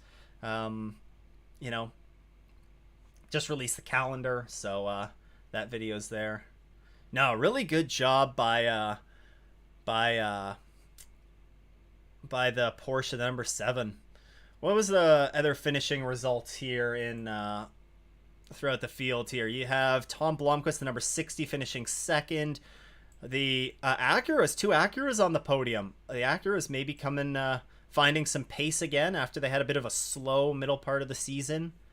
That's going to be huge for the number 10. They're going to pull right into the championship hunt here, with the 31 finishing in 6th, and then the BMW finishing way down the order in last in class. Ranger van de Zand in the 0-1. They had just a quiet day, I think. They come home in 4th, and the top finishing Cadillac. Tijmen Vanderhelm really strong today in the JDC Porsche, finishing in the top 5. Then you got the number 31, the number 6, and the number 59 Proton. You know, the Proton, they completed every lap. They finished on the lead lap. I think that's a win. I think that's a win for them. The Grassroots Racing, or the Grassroots Magazine fan experience. Yeah, an RV would be great for the Rolex, but difficult to get a spot to camp there, that's for sure. And then the top 3 in LMP2, you have the 52, the 35, and the 11. You know, kind of some of the regular players there. In LMP3, the 74 wins another race. Man, how many races have they won? Have they run? They won at CTMP. They won at the Glen, I think. They're dominant. GTD Pro, the Heart of Racing Aston Martin. After they dominated at Lime Rock, they've come here and they've dominated as well. That's a brand new chassis as well. The team has done a great job of building that car up since the wreck at Canadian Tire Motorsports Park. And that chassis is 2 poles now. Or did they get pole for this? I don't remember. But at least 2 race wins. They've looked very strong. Paul Miller, actually, who else finished on the podium in GTD Pro? The 14 Vassar Sullivan Lexus, and then the 3 Corvette. You know, Vassar Sullivan just doing what they need to do to. They're going to be getting close to locking up that championship soon. And then in GTD, I skipped over LMP3 actually. Oh no, I didn't. And then in GTD, Madison Snow in the number 1, Paul Miller Racing, with the 27 finishing in 7th. You know, it's looking like a foregone conclusion that the number 1 is going to lock up the championship shortly in the GTD class. So really strong from them. McLaren comes through. They were very strong today. They got the fastest lap of GTD overall, actually. They were 4 tenths or 3.5 tenths faster than the fastest GTD Pro time. So they're gonna they finish in 2nd, and then rounding out the podium, my pick to win today was the number 32 Mercedes. They did a really good job in again, a quiet race for them, but good to see them come up with a good result. The number 79, they were strong all day, but the fuel mileage play just didn't work out for them. How many cars won't make the Glen because they went to Le Mans? They don't. They're not on the same weekend. The 24 Hours of Le Mans, I think it's is it 2 weeks before the Glen, or because the Glen is the last weekend in June. 2024 Le Mans. It's going to be 2 weeks after. I believe it's going to be, yeah, the Watkins Glen weekend is, I think, 2 weeks after the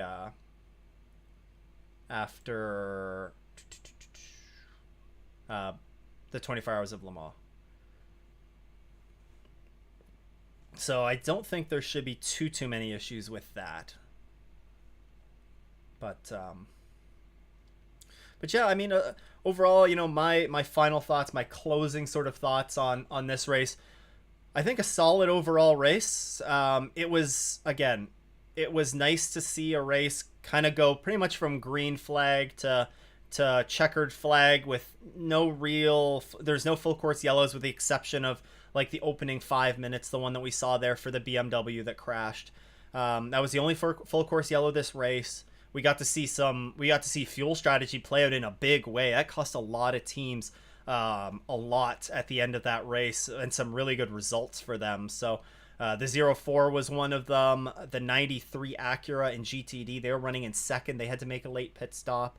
Lots of teams, the fuel strategy really came into play. So it was a bit of a change to see that. A quiet race, but some good racing that was still going on towards the end in multiple of the classes. I hope everybody enjoyed the race. A thank you to everybody for popping in, and hope you enjoyed this little this watch along again. I don't know if I'll be able to do one for Lime Rock Park, so stay tuned for that. If not, probably we'll be back for the Indianapolis round, hopefully, and be able to do something there. But in the meantime, keep an eye out for that was your first IMSA race, or was that your first full IMSA race, Mohammed? So that was this was a very solid first race. I'm pleased with I was pleased with this round. Of course, I'll have a recap video that comes out this week. There's probably going to be some sort of post-race news that comes out here, so stay tuned for that. That'll come later this week. And if you haven't seen it already, then there is a video right now on the channel about the new IMSA schedule release. So go and check that out. In the meantime, everyone, a big thanks for tuning in. Hope everybody once again enjoyed the race. I know I enjoyed watching it along with you all. I hope everybody has a great rest of their weekend. If you're watching there's still a Lamborghini Super Trofeo race that's going to be on IMSA TV, as well as the Michelin Pilot Challenge race later this afternoon. So hopefully you enjoy those if you're watching them. Otherwise, though, I hope everybody has a great rest of their weekend, and we'll see you in the next one.